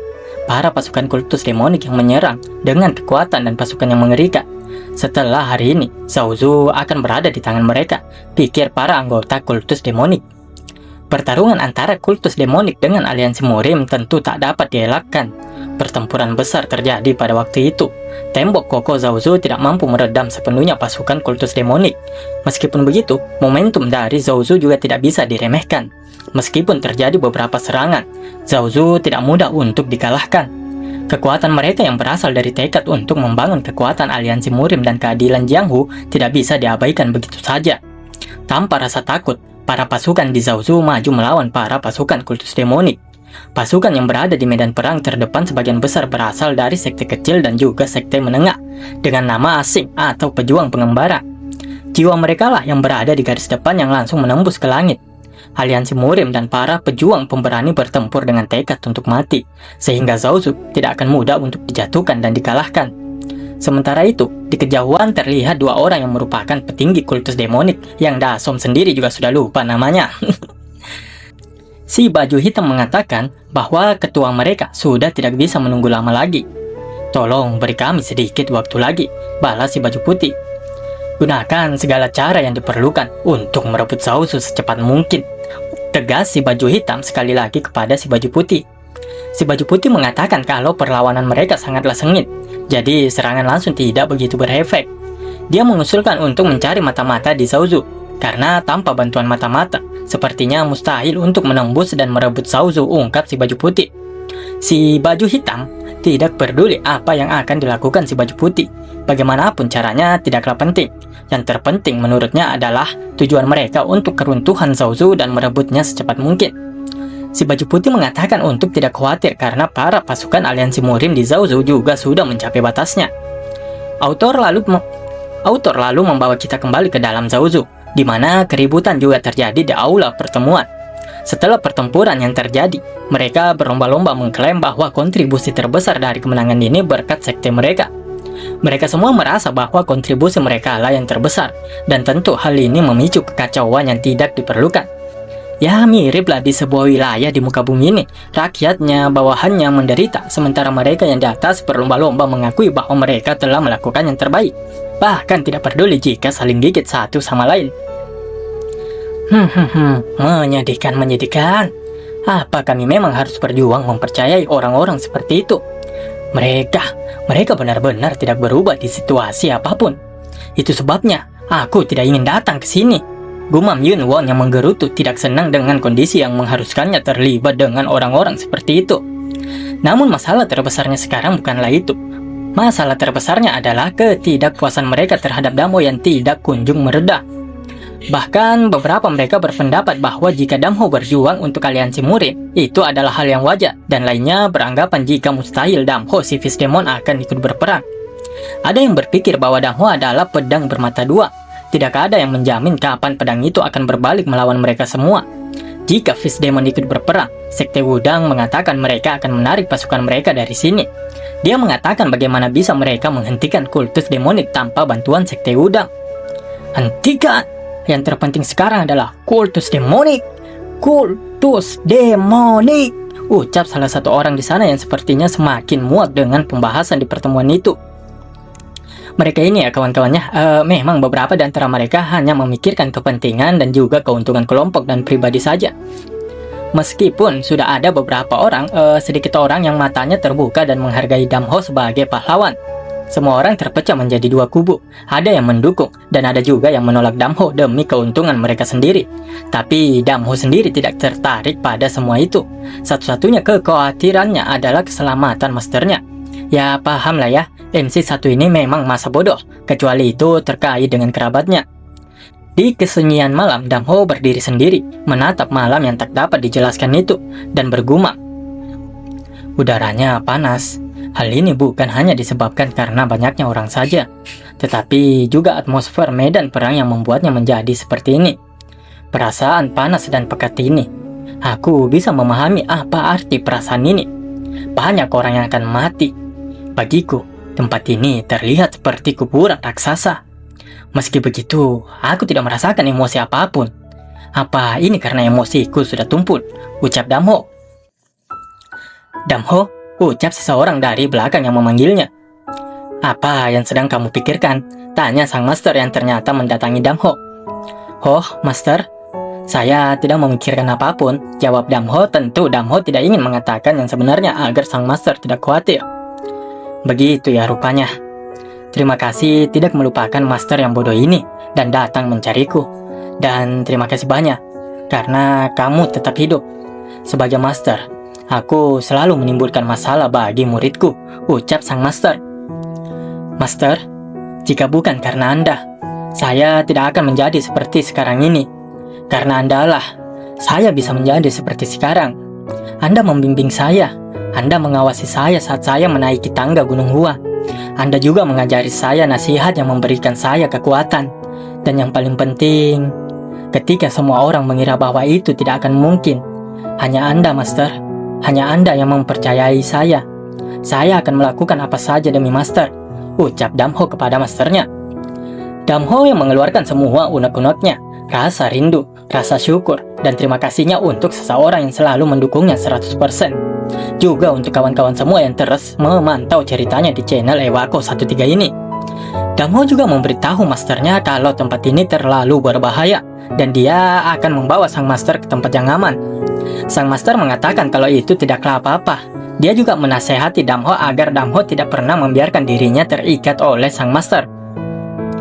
Kau tidak perlu mengorbankan dirimu karena aku, dan tidak perlu menundukkan kepalamu kepada siapapun karena aku. Apapun yang dikatakan para seniman bela diri, Shaozu adalah medan perang mereka, bukan milikmu. Singkirkan semuanya dan berjalanlah di jalanmu sendiri, Damho, ucap sang master. Keren sih masternya ini. Dia juga tidak naif dan munafik. Dia menyerahkan sepenuhnya keputusan kepada Damho. Bahkan apapun yang terjadi ke depannya, dia menyuruh Damho untuk tidak tunduk pada siapapun, bahkan untuk dirinya sendiri. Mantap Pak Tua ini, respect pokoknya. Master, ucap Damho. Damho benar-benar tersentuh akan semua kebaikan yang diberikan sang master kepadanya. Hiduplah dengan bebas, Dam, balas sang master. Saya akan mengingatnya. Namun, saya akan memikirkan jalan saya setelah mengantar Anda ke Gunung Huang dengan aman, ucap Damho. Gunung Huang? Bukankah itu tempat tinggal orang-orang Grand Forest? Tanya sang master. Di Gunung Huang, adik-adik saya sedang menunggu saya, balas Damho. Gunung Huang adalah markas dari Grand Forest atau Bandit Gunung Hijau, di mana di sana terdapat adik kandungnya Yum Reon dan juga adik angkatnya Bang Jinbo. Dan kisah Damho ini berakhir di sini kawan-kawan. Meskipun sebenarnya perjalanan dari MC tukang pukul 1 versus everybody ini, si Kang Solo yang hobi buat donat dan daging geprek dari lawan-lawannya ini masihlah sangat panjang. Ya, ini telah berakhir, namun nyatanya semua akan baru dimulai. Tapi apa daya ya kawan-kawan, sang autor memberikan sebuah pesan yang sungguh menyayat hati para penikmatnya. Pesan dari autor. Aku dengan tulus berterima kasih kepada para pembaca yang selama ini telah mencintai Fish Demon of Mount Hua. Jika ada kesempatan di masa depan, aku akan menemui kalian lagi. Tolong jaga kesehatan kalian semua. Dan begitulah akhirnya cerita dari Damho ini kawan-kawan. Mohon maaf karena sebenarnya cerita dari Fish Demon of Mount Hua ini masih ada kelanjutannya. Tapi komikus dari manhwa ini memutuskan untuk tidak melanjutkan ceritanya. Ya memang ini untuk season pertama sih kawan-kawan. Saya lihat-lihat dari komen-komen di website luar, itu banyak yang mengatakan alasan komikusnya tidak melanjutkan manhwa ini. Salah satu alasannya adalah karena kurangnya yang berminat dengan cerita Damho ini. Dan setelah cerita ini berhenti, malah banyak peminatnya, bahkan rating dari cerita ini sempat ke bintang 9, berapa lah waktu itu saya cek. Dasam juga sempat mencari novelnya, karena katanya ada novel dari Damho ini. Ya cukup lama lah Dasam coba cari-cari novelnya. Kurang lebih ya mungkin setengah tahunan, bahkan mungkin sudah lebih dari setengah tahunan sih, hampir setahun lah. Karena sebelum HP Deng Sompa masih belum bisa move on nih dari Nara. Karena sebelum HP Deng Sompa itu hilang, Deng Sompa juga sempat nyari novelnya, namun tidak ketemu juga ya kawan-kawannya.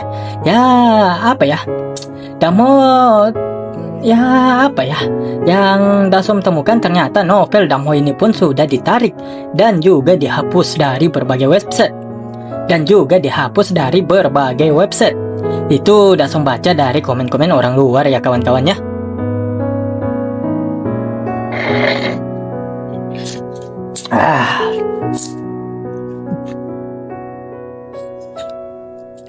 Ya begitulah, setidaknya ending dari Damho ini tidak terlalu menggantung. Memang cukup banyak yang berharap cerita ini ada lanjutannya. Ada juga yang berharap di remake lagi dengan gambar yang lebih baik pastinya. Baik kawan-kawan semua, sebelum saya akhiri pertemuan kita kali ini, Dasom sekali lagi mengucapkan terima kasih banyak kepada kawan-kawan semua. Doa terbaik untuk kita semua, dimudahkan rezekinya dan disehatkan fisik maupun mentalnya. Setelah ini Dasom mungkin masih up video lama, mungkinnya sekitar 3 video dari cerita yang sudah ada lah. Dan baru itu Dasom akan lanjutkan dengan video baru lagi. Insya Allah ya kawan-kawannya. Tentu dengan durasi yang standarnya channel alur cerita lainnya. Ya paling sekitar 20-30 menitan saja. Ya, Deng Sompa juga berharap ya untuk channel ini bisa monetisasi secepat mungkin. Ya, karena untuk jam tayangnya itu alhamdulillah sudah hampir 3000 jam tayang ya. Jadi kurang lebih 1000 jam tayang lagi. Dan terakhir Deng Sompa cek itu subscribernya sih yang yang begitulah, agak sedikit lambat lah ya kawan-kawannya.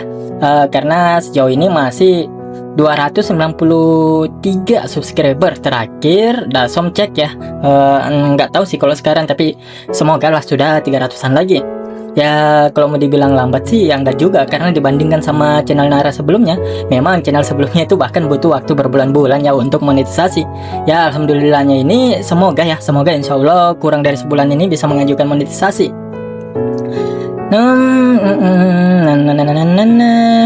Ya apa ya, pokoknya begitulah intinya. Apa ya, ya intinya sekali lagi terima kasih kawan-kawan semua.